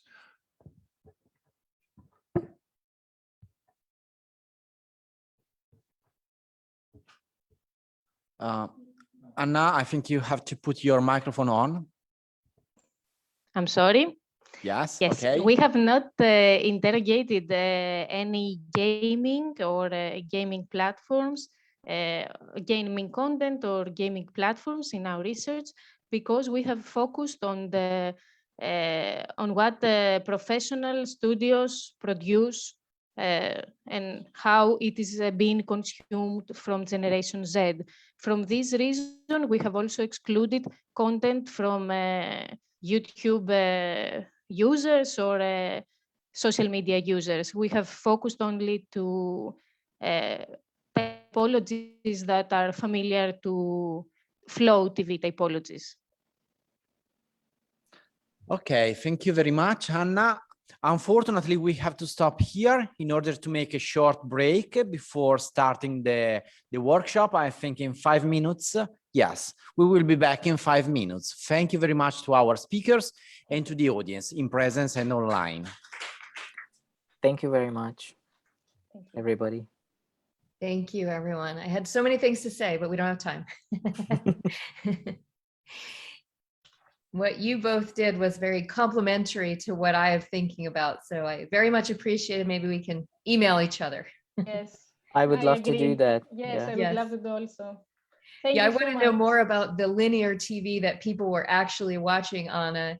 And David, I'm very interested that I know my students would really like The Expanse, but they don't watch Amazon Prime, maybe because they're very Netflix focused. So one of them